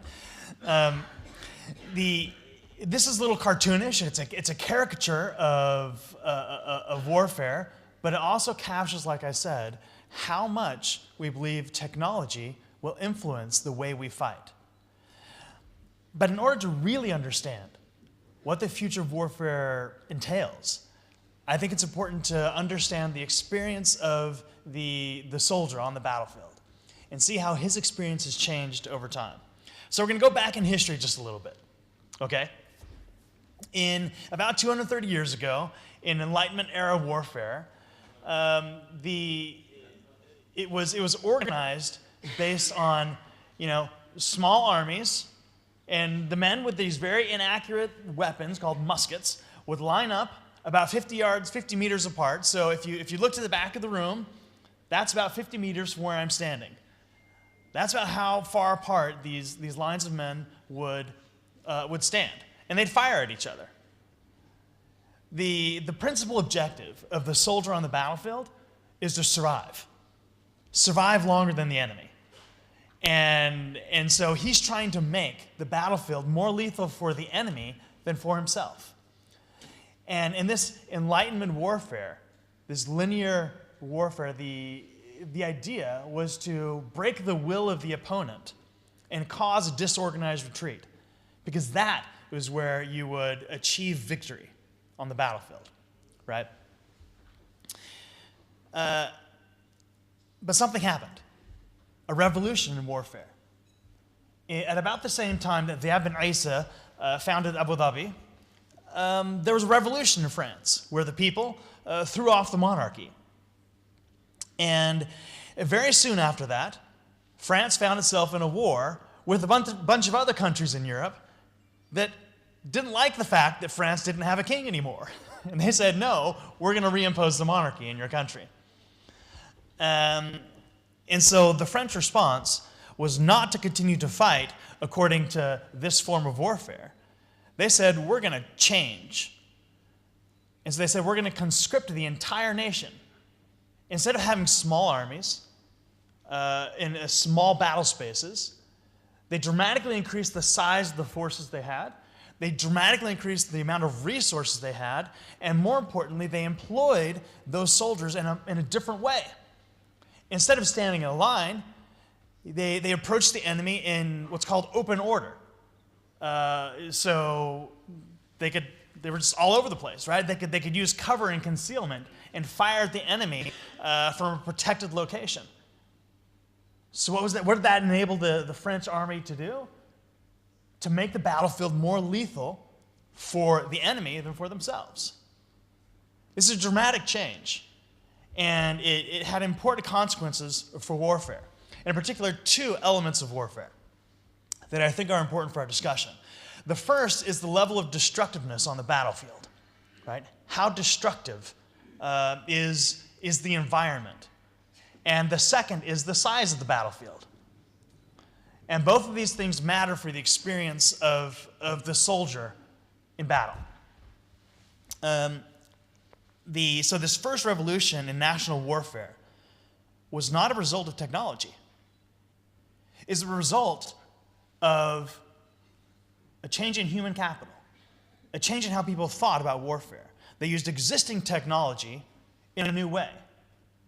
They organized society. They organized human society differently. And so what we see over the next century is our technological changes that are incorporated into this idea of national warfare.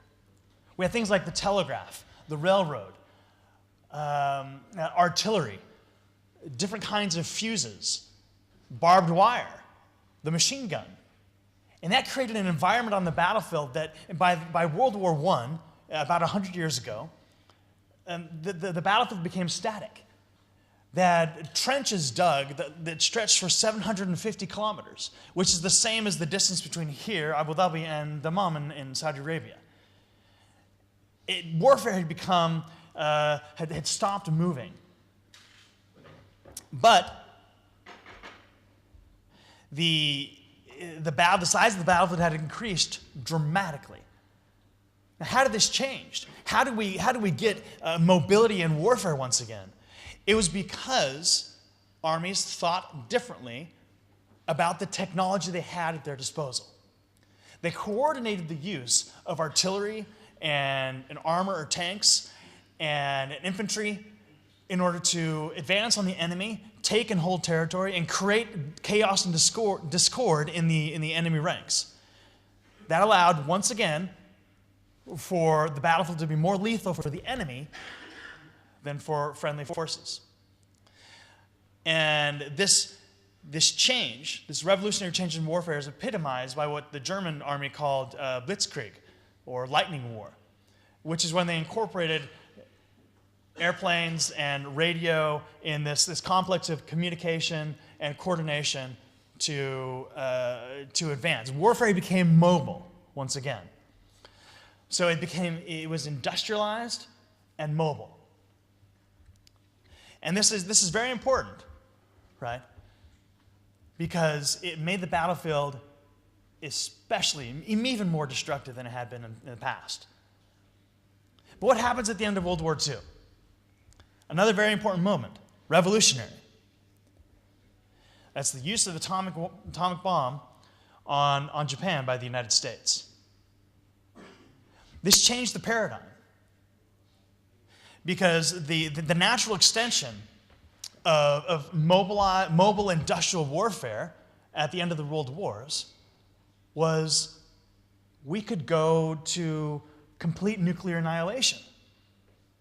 If we release that kind of destructiveness on the world, it's all over. No state leader in the world wanted to see that happen. Nuclear warfare was totally unacceptable because they recognized that that would be the end of life as we knew it. So what was the pressure for? What happened in warfare? There was an incentive for state leaders and armies to create a form of warfare that was at once less destructive, but still allowed militaries to achieve the political objectives they sought. And so what we saw is that warfare became more precise. So we had the development of technologies like precision-guided munitions and advanced sensing, where you could identify and find the enemy much more easily, much more quickly. We created a complex of communication and targeting that allowed, by 1991, the liberation of Kuwait in Operation Desert Storm, that allowed military to find, fix, and destroy the enemy with a speed that has been unheard of in the history of warfare. But again, this revolutionary change in warfare, where the United States and its allies obliterated the Iraqi military in a matter of days, this revolutionary change was not the result of technology. It was the result of how humans changed their human capital and used technology in new ways. This change in warfare was only possible because of the way we thought about the technology we had. But this again was a game changer. Just like nuclear weapons were taken off the table, were viewed as it's an unacceptable form of warfare, for many states in the world, especially the great powers, this new networked form of warfare was also unacceptable. So who would want to go toe-to-toe with America and its Western allies in this form of warfare? How would you win? So what was the reaction? The reaction of many countries was to avoid this kind of conflict. The Chinese, they looked at what happened in 1991 in the desert in Kuwait and Iraq, and they said, nope, we are not going to try that. We're gonna develop a concept called unrestricted warfare, where the battlefield is everywhere and omnipresent. And it may not be violent all the time, but we will be constantly trying to position ourselves for advantage in every aspect of life, so that if there is a networked warfare, a conventional conflict between us and, say, the United States, we will have an advantage. So this dramatically expanded the size of the battlefield. What did the Russians do? They said, we are not going to try to match the Americans and their allies capability for capability. But what we will do is we will create concepts and doctrines that allow us to sow discord and create ambiguity and mistrust in social and political institutions, so that we don't run the risk of inviting the sort of conventional conflict that the Iraqis got in 1991.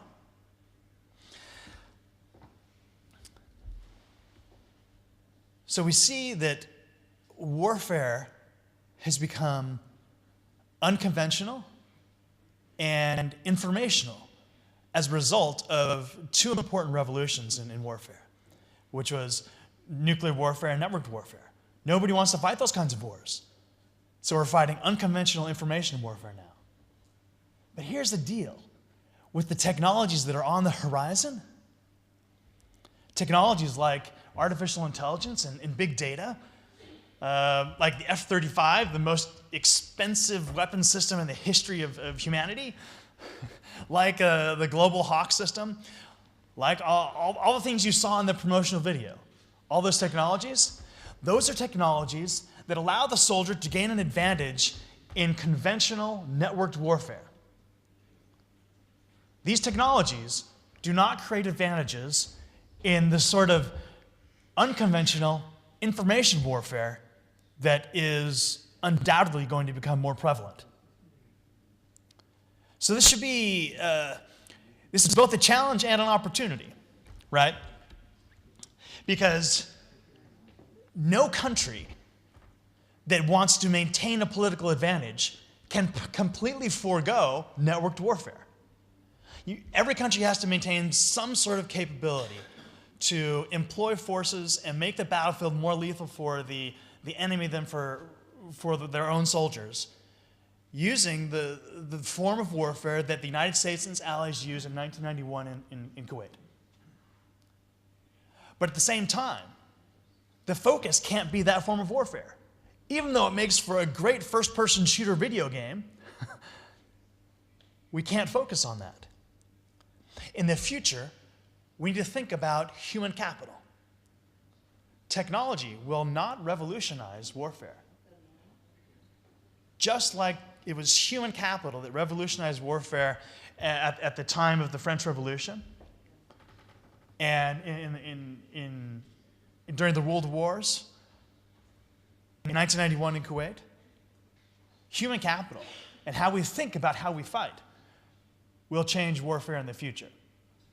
So I guess the moral of the story here is to think about how we develop our human capital in our societies.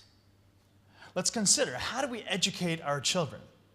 We're not necessarily educating children to fight, right? But we're educating children in order to teach them how to have trust in existing political and social institutions.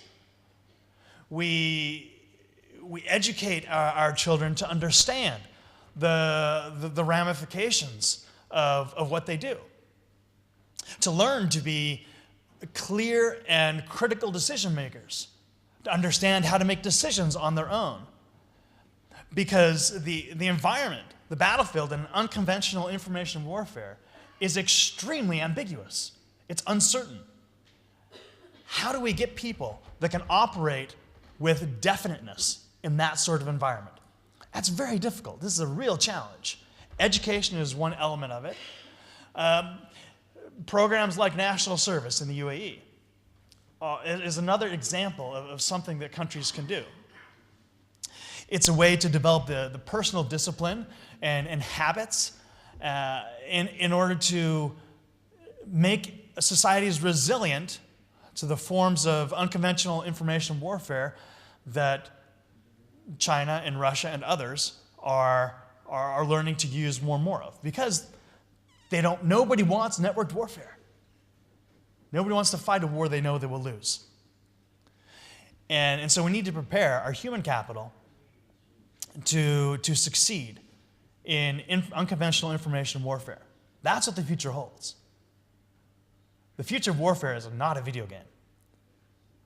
The future of warfare will require us to think smarter, better, and faster than any opponent we could have. And so if you're thinking, well, what do I do? How do I prepare for this new form of warfare? I think the answer would be to buy fewer guns and bombs and educate more children. And with that, I look forward to your questions.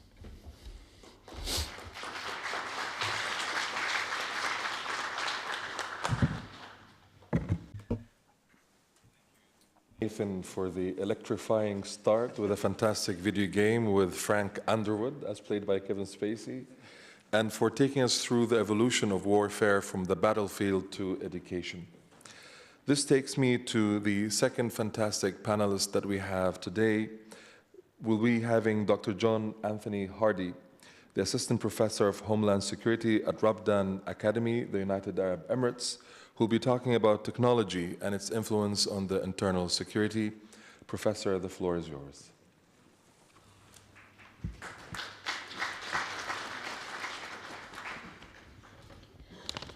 Good afternoon, everybody. It's a great honor and a privilege to be able to speak to you this afternoon. I just want to start with a very similar caveat that anything I talk about today will be my own views. I'm going to mention some technological tools which exist in the world, and I don't mean to infer that any of these are things that are used by the UAE government in any way. They're just tools which exist in the world and are known to be used by open source companies. So I started off essentially with trying to think about key things, key things which I think are a challenge for domestic security here in the UAE. The first thing I started with was technology itself, changes to technology, how they're going to drive both sources of threat and also capabilities to work against those threats. I thought about opportunities, and I want to talk about some of the new opportunities that exist both for threat actors, such as criminals and terrorists, but also for security organizations as they start to adopt some of the technologies which are available or will soon become available to governments everywhere. I also want to look at some challenges that I think every country in the world is going to face. Every security organization that's domestically focused is going to face. And then look at some of the opportunities or advantages that the UAE has in meeting some of those. So the implications of adapting technology in the future.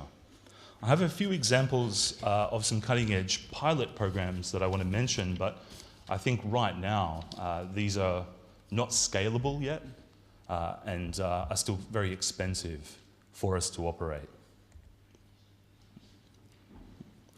So in terms of technology, I think the first issue will be surveillance.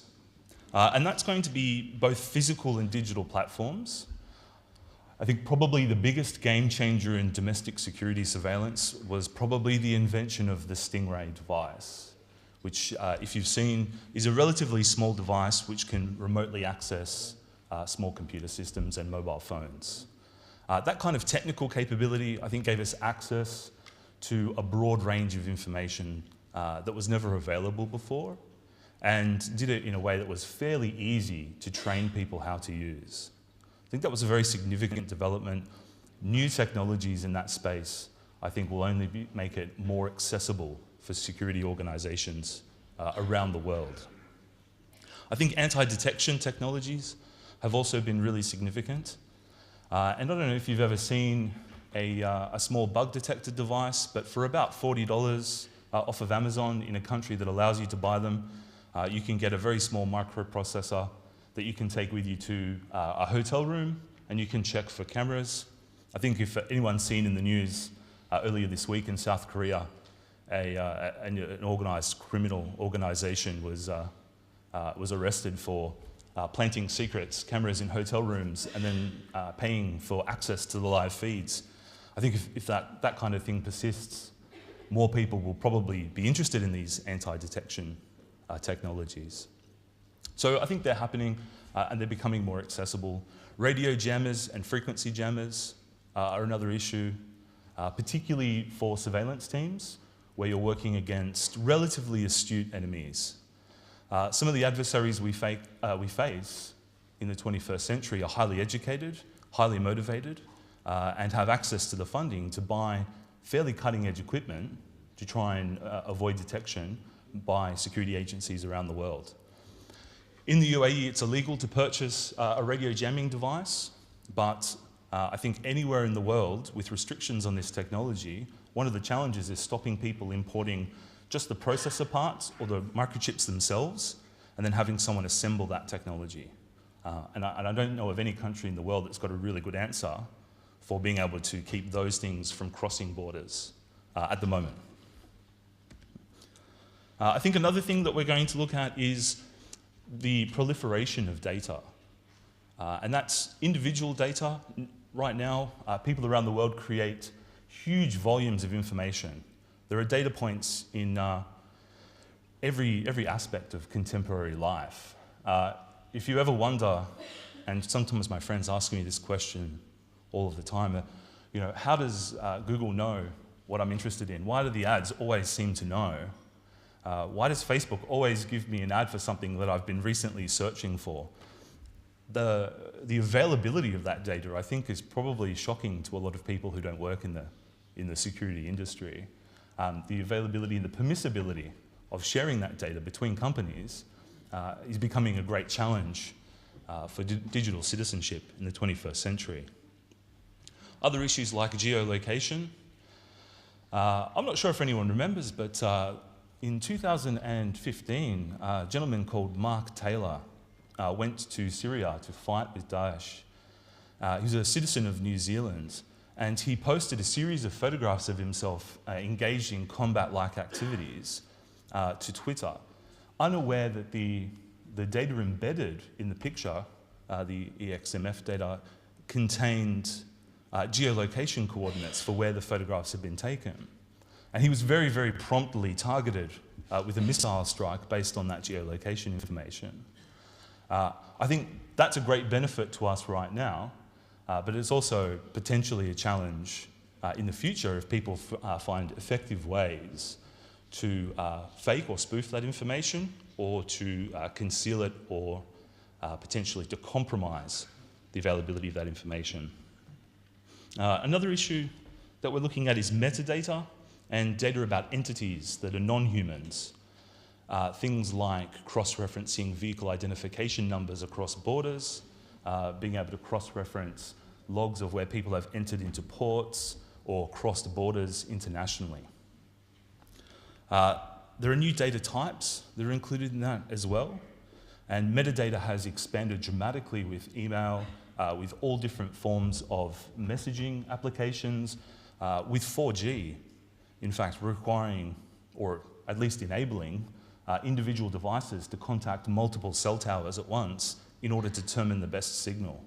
That's a highly effective way to get a very precise location of a device if you can access that information. Another issue we're facing is analysis. And some of the hot topics here have been behavioral analysis, things like pattern of life and activity-based intelligence. And if you're not familiar with the terms, pattern of life analysis is based on building a comprehensive picture of a person's routine activities and then looking for things which fit a routine pattern and deviate from it. And those deviations often tell us a lot of useful things about particular individuals or about organizations or groups of people. Activity-based intelligence is the next step. That's looking much more at patterns of behavior which are replicatable across groups of individual entities, most often people. One of the other issues we're looking at is machine learning. And one law enforcement agency from another country that I worked with was developing a machine learning program which can identify suspicious transactions which haven't already been flagged by a human operator. That's something that's still very experimental, but if it's successful, could actually have really serious implications for monitoring programs.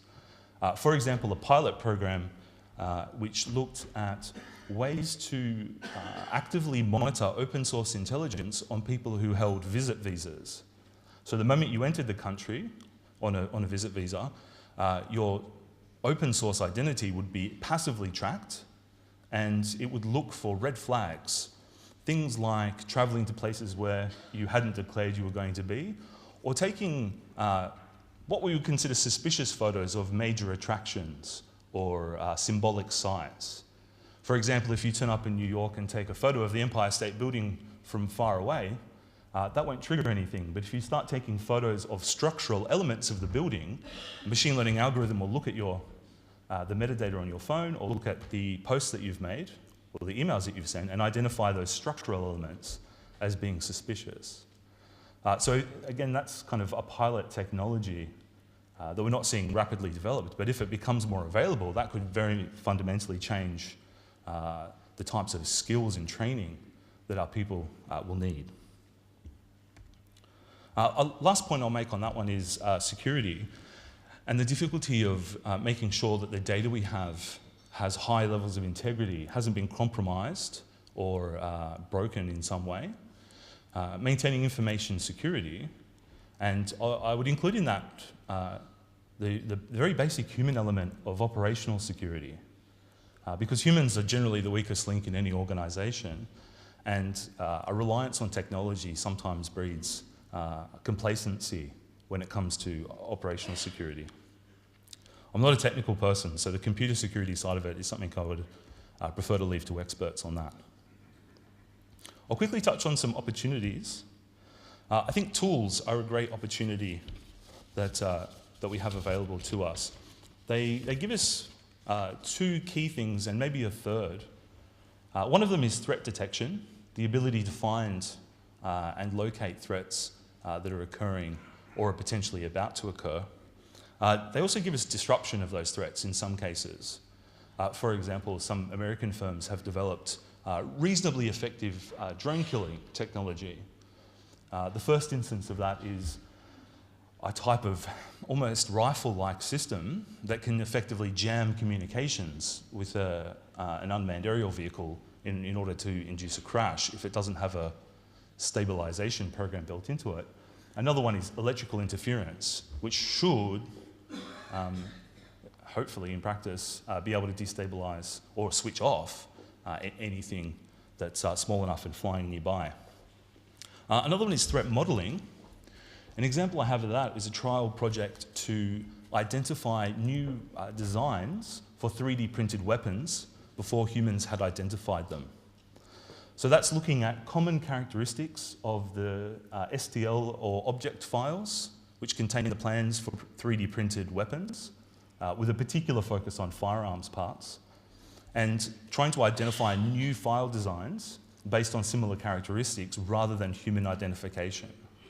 That could present a great opportunity, I think, as a digital tool in order to identify and detect threats. Some of the information opportunities we have are new sources of data. And if you think, it wasn't actually very long ago that cell phones weren't very common. About 2 years ago, I interviewed the first person from New Zealand police who ever used cell tower data to identify, or to locate rather, a body after someone was involved in a crash and unfortunately wandered into the wilderness and was lost in the late 1990s. So new types of data, I think, are really useful for us. They also give us the ability to mine data for new types of information and to create preference clusters, which, if you've ever engaged in any kind of online marketing, you've been given a preference cluster, which is loosely based on Howard Muscovich's research on Campbell's spaghetti soup. Those preference clusters can be very useful in identifying high threat targets and differentiating them from low threat targets. And I'll give you an example, a software tool that was being developed about 2 years ago, last time I saw it, was looking at online behaviors of people who were engaging with radicalization content. So it matched people who had accessed mostly Daesh videos that were designed to recruit people, and then it looked at their broader internet habits to identify the difference between violent radicalization and essentially non-violent support of radicalization. Because at the time, we're looking, in a national security context, you're looking at offences, and offences are behavioural rather than ideological. Certainly in the country I was working, you're allowed to think whatever you want as long as you don't hurt people about it. They're not enforcing what you believe. So the offences were behavioural, then the model was targeting behaviour. And it was looking at who was more likely to demonstrate a propensity for violence after engaging with extremist material. The biggest factor to that, if you're interested, is the socialisation of violence. So watching content repeatedly with friends is a very, very strong indicator that you're much more likely to participate actively in violence than to support it in a more benign way. Another issue we have is temporal, and the ability to monitor people in real time has become, only in the last 5 years, something that's viable for many organisations around the world. Rapid response to that is something that's been piloted, I think, very effectively here in the UAE. And data sharing opportunities between agencies and between countries, I think, are only going to multiply in the coming years. In terms of synthesis, the great opportunity and challenge is always going to be all-source fusion, is getting all of the different systems to talk to one another in a universal language.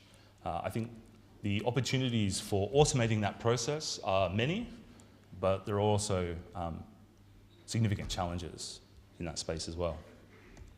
We'll move very quickly on to challenges. The first one is simply going to be the methods that we use. Some of the old methods will still work. Some of them are going to be much more difficult. There is a truth, I think, to the criticism of big data that it doesn't tell us that much that we didn't already know, but it does tell us what we already know a lot faster. To sit with an intelligence software and develop a network chart might take you a few hours. To sit there and read through all of the information and manually identify the same connections could take days or potentially weeks. So there's a significant advantage in developing methods for using technology. Our analytical techniques are changing and will need to continue to change. And I think both developing methods and training people in those methods is going to be an ongoing challenge. as we become more reliant on technology, and we require analysts to have a better understanding of technical skills than they already have, which makes me think I'll soon be out of a job. Another issue we face is purpose and fit of technology.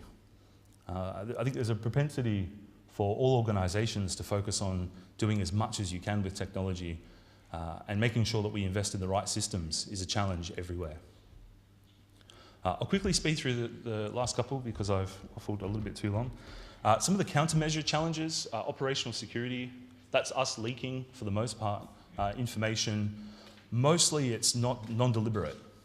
The challenge we have now is the ability of adversaries to collect a huge amount of information about our movements passively, without us doing anything wrong, and then to use that to build patterns of response times and response capability so that they can more effectively target us, whether it's for criminal purposes to avoid detection, or if it's terrorists who are planning attacks. That's a great challenge, and not one we have a great answer to just yet. Threat actor sophistication goes hand in hand with that. Education, training, and resources remain an ongoing challenge. And counterintelligence. One of the greatest challenges that we've been facing in the intelligence world, looking at domestic security, is the increasing sophistication of threat actor intelligence collection. The way that the enemy intelligence cycle has adapted and evolved over the last probably 10 or 15 years, and the ability of astute threat actors to collect quite detailed target information and first responder information without too much of a hassle. Laws, powers and roles, I think, are a challenge. Making sure that they keep pace with technology and capability is going to be an ongoing challenge. Technology moves much faster than policy in most areas of the world, I think.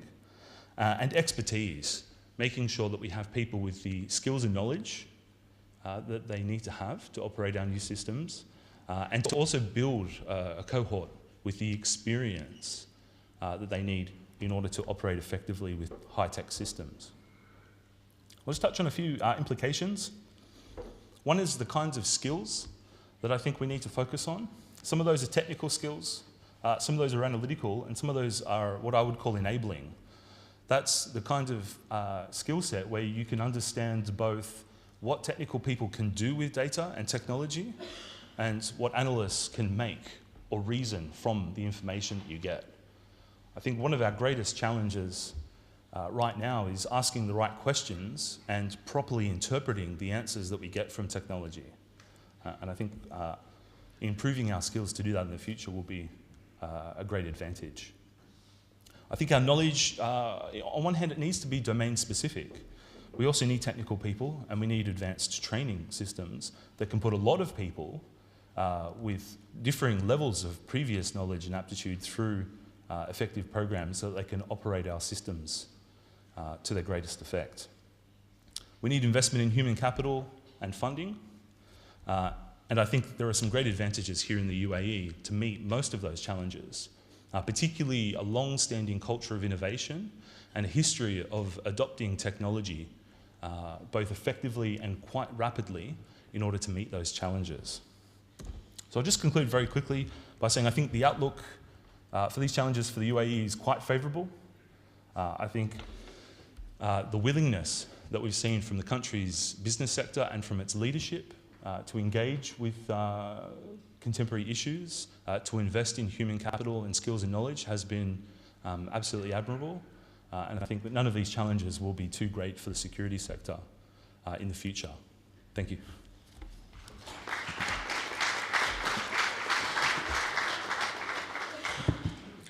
Thank you, Dr. John, for your insightful overview on how technology can be the key driver when it comes to domestic security, especially the journey from basic technology to advanced ones and what it means for us in terms of the challenges and opportunities. We have our final panelist today, and it gives me a great honor to introduce Mr. Hamad Mubarak Al-Amiri, who will be sharing with us his views on the crisis management element in light of technological advancement. Mr. Hamad is the Director of the Information and Communication Technology Department at the National Emergency, Crisis and Disaster Management Authority, United Arab Emirates. Mr. Hamad, the floor is all yours.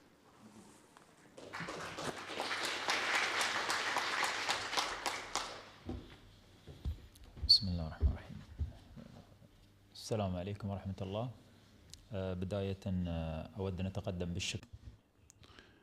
I'd like to thank the Center of Strategic Studies for the invitation to participate in such a conference. I'm very happy to share with a paper for the management of disasters through technology. I'd like to make this paper very of utmost use. Dear guests, the crisis is defined as a threat for people or properties and delay the work, because any organization is exposed to threat and disasters which defames the reputation.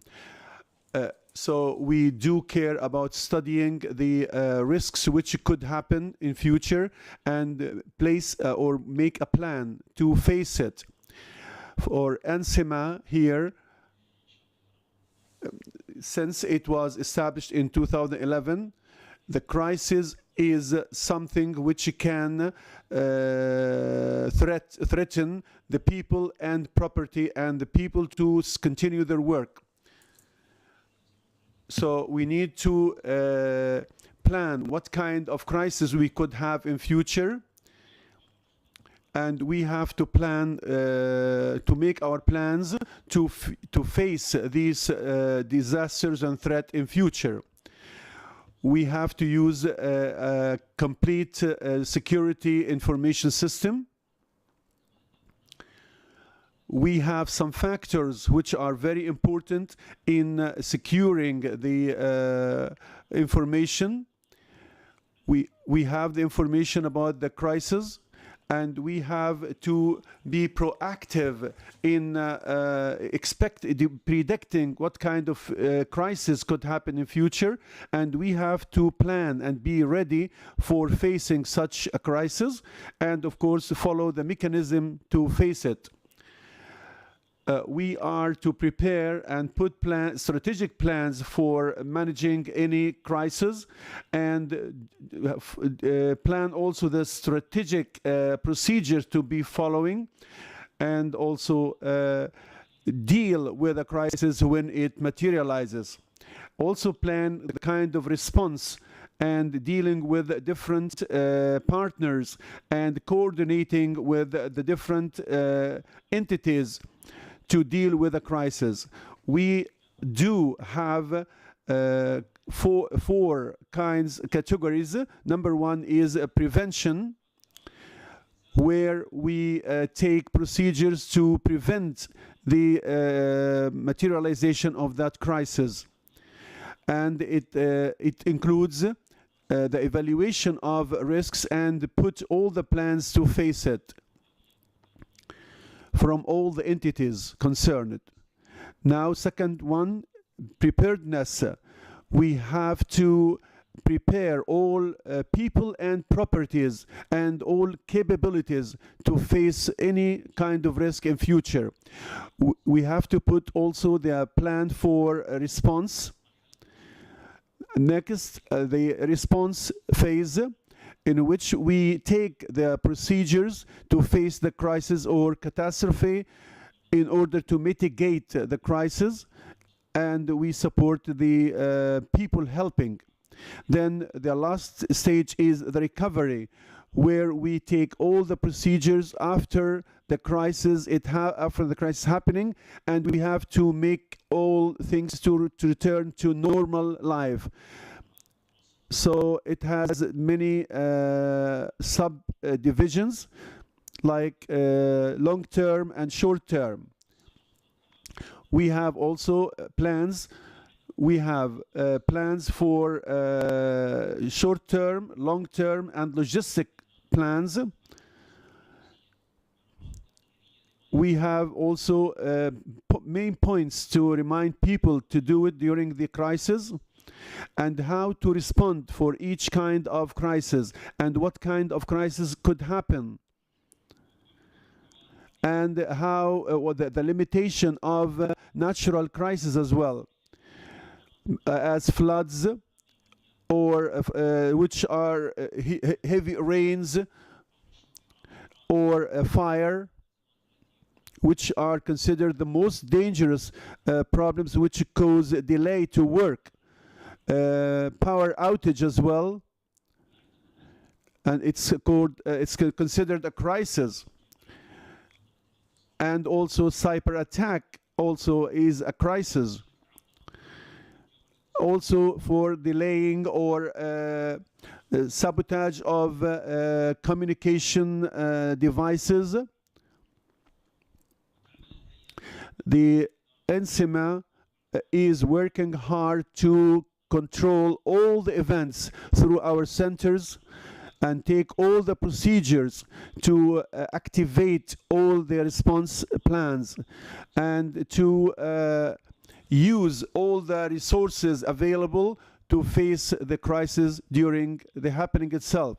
We also support all the procedures inside and outside the country.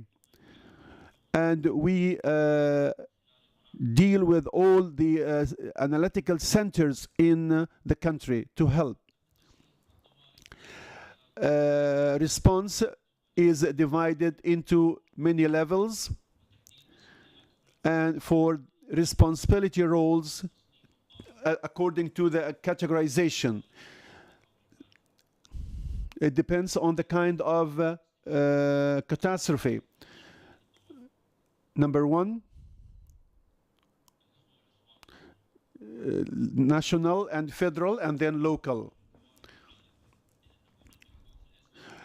People are looking for information when a crisis takes place, because those who are dealing with the crisis, they will deal freely when they have the information.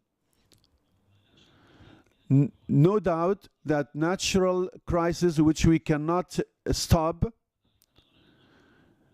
they leave a lot of harms from, they kill people and destroy properties, so we have to be ready for such crises.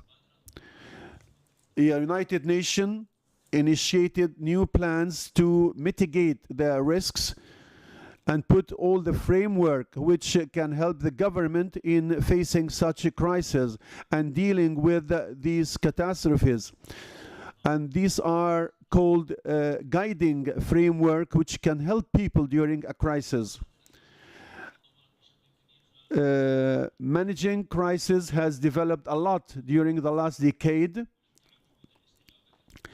Now we deal with any crisis with a lot of planning and information, and we have planned beforehand, before the accident.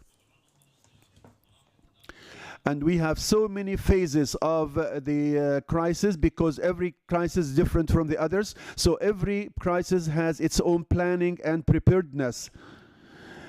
So the information here has two pillars.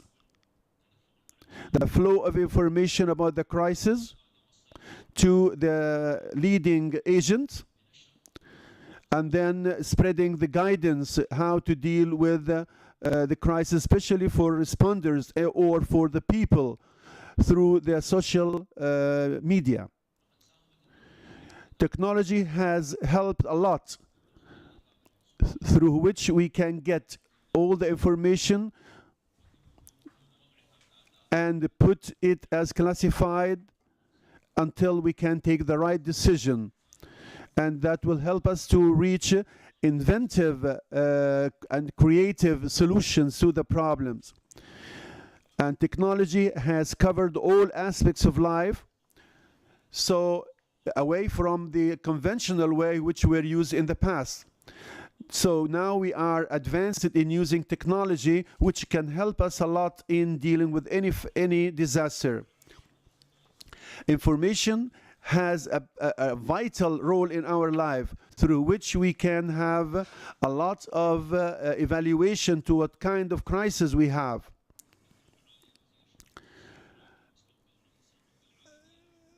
So, as people say, those who have the information, they own the future, and of course they can serve better.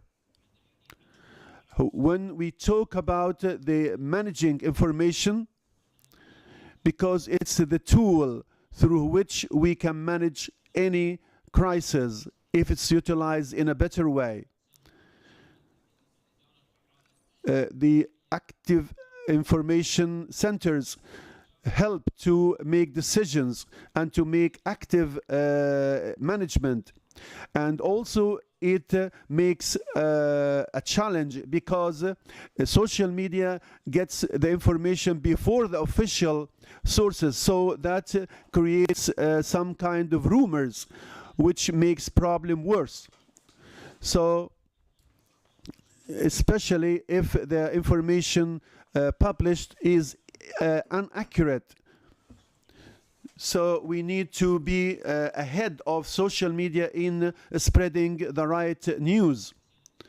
So in order to make to better the response, we have to help the making decision and managing information and the coordination horizontally and vertically. And also making sure that the work continues.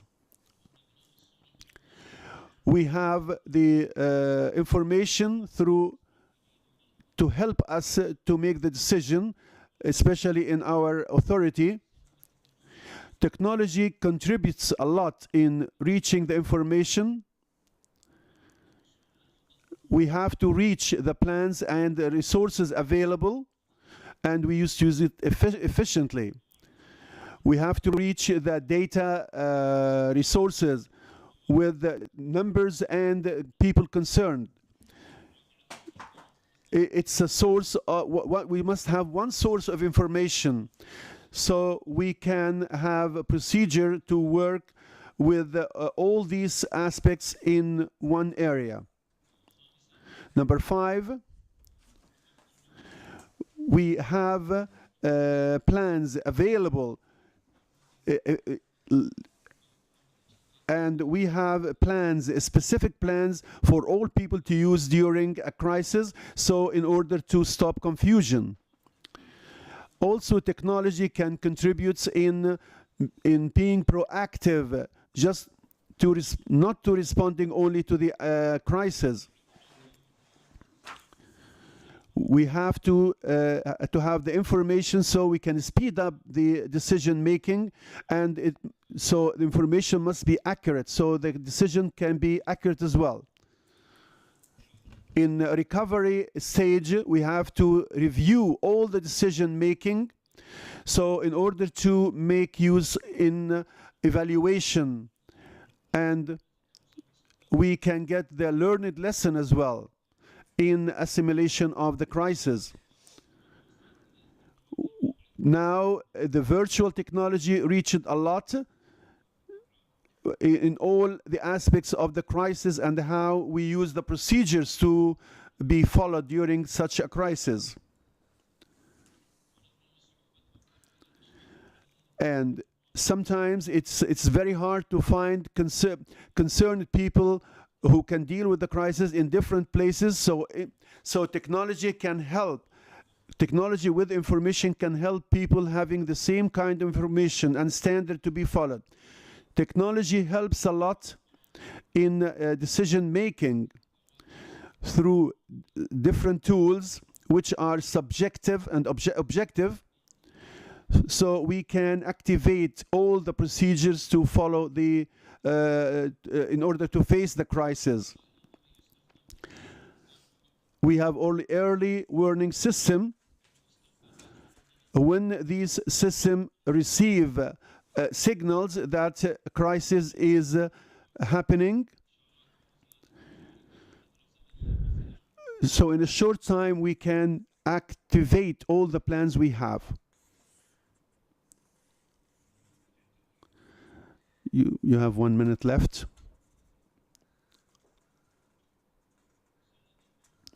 We highlight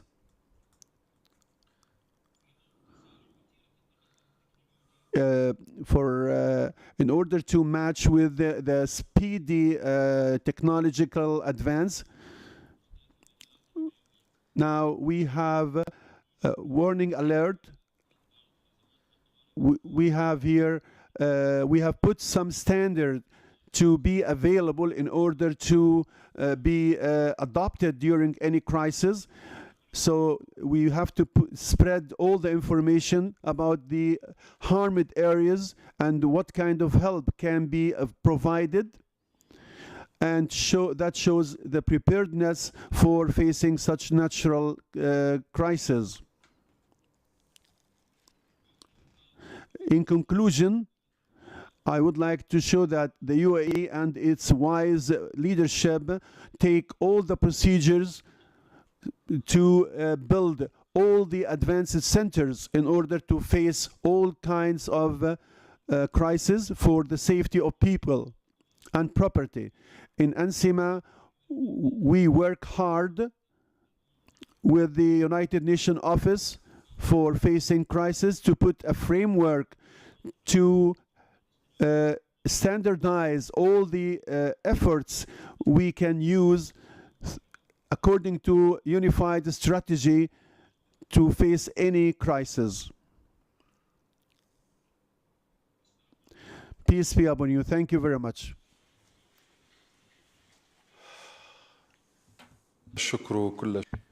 All the thanks to you, sir, for all of this detailed speech about the role of technology.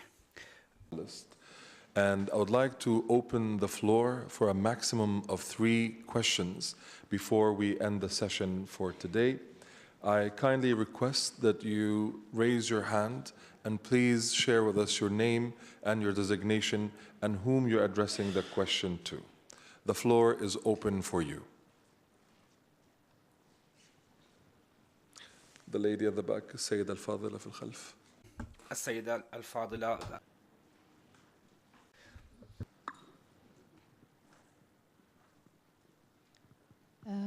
Thank you. Ms. Ruba, and I represent the International Committee of the Red Cross. Thank you for the distinguished guests for their excellent presentations, very informative ones. My question is to Mr. Toronto, Nathan. Regarding the new unconventional information warfare, would you consider cyber warfare as part of that information warfare? Thank you. Absolutely, it's part and parcel, right? It's about setting conditions for advantage, whether political advantage or tactical advantage on the battlefield.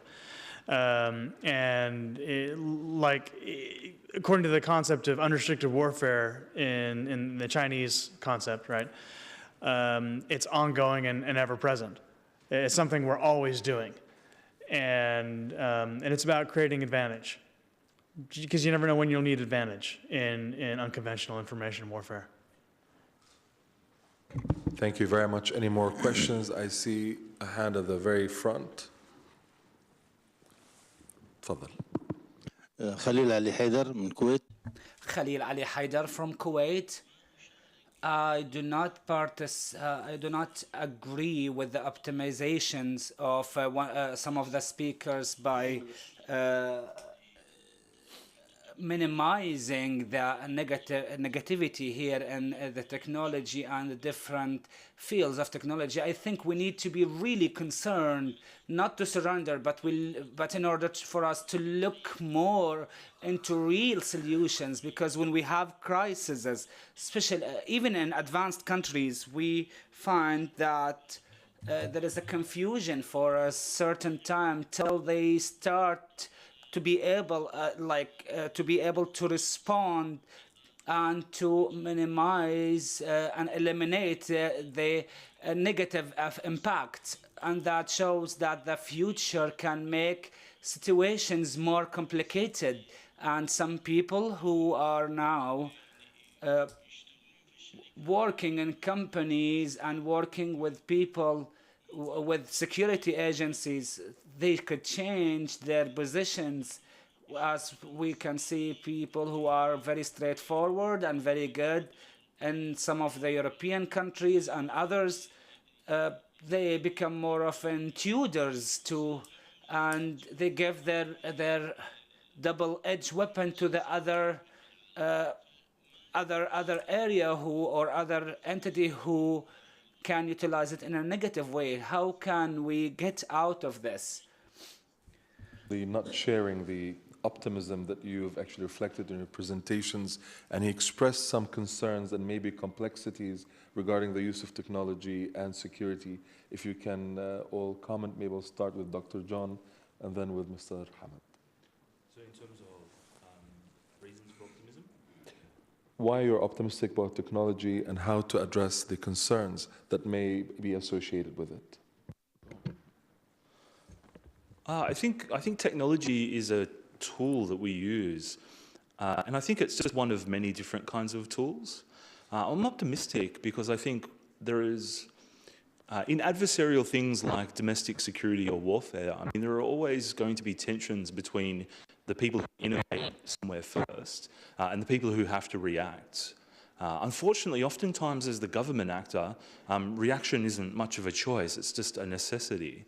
But a lot of the times, governments have the resources and the availability of skills to, I think, make advancements with tools like technology, which allow us to outpace our enemies often.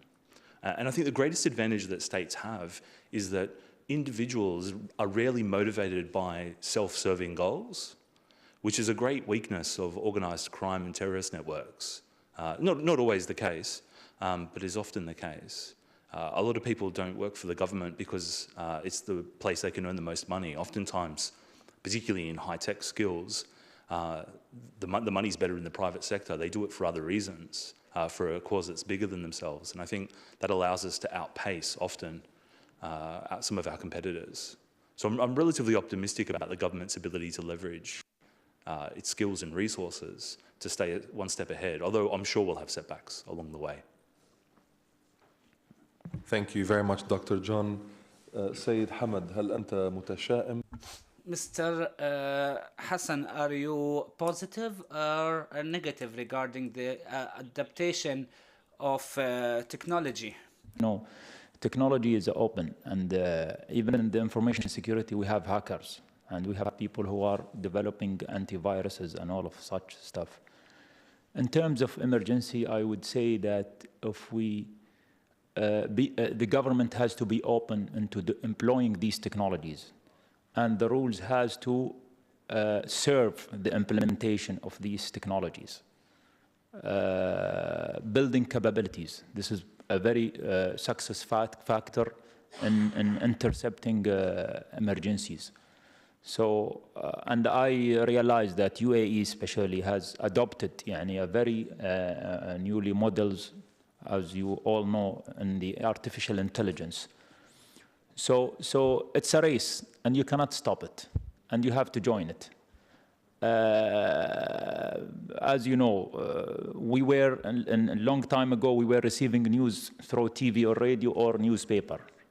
Now the media, you have a dedicated unit in your organization responsible for media. Twitter, Facebook, social media. It has a very great impact. You receive the news from the field, from these media, even before the official channel. So honestly, even in information security, nobody will tell you are 100% secure. And the same goes with the technology. No one can say, I'm protected. We have to join this race and building ourselves, and we have to be well armed in order to face these issues. تفضل. بالنسبة لي أنا مش متفائل في الموضوع يا الرياض. For me, I'm not really that optimistic. Now, your opinion shows the educational motivation into this, and also the possibility of committing mistakes in utilizing and using technology, especially in warfare. And it's really high potential and high possibility of that. So committing the mistakes and the errors here, it's something in our mind, and it's something for our preparedness in order to be able to respond. I'm not that optimistic. I'm really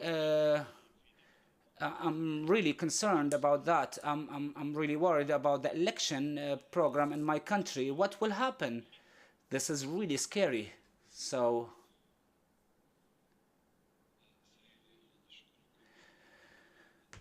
thank you very much for this amazing language. If you are worried about technologies and digital technology, I'm really impressed with your multicultural awareness and the languages you speak, especially we are in the year of tolerance.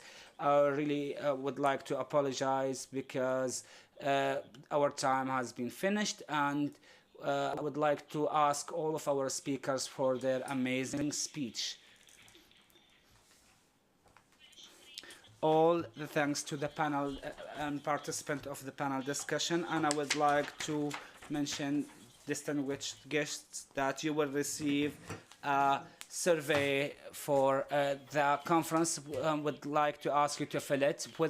From here, we will conclude the first day for the 24th annual conference, Abu Dhabi Dialogue, Challenges and Opportunities for Change in 21st Century. And I would like to say on behalf of His Excellency, Professor Jamal Sanad Al-Suwaidi, to thank all delegates and audience for their attendance today. And we will finish our conference by tomorrow. And peace be upon you. Thank you very much.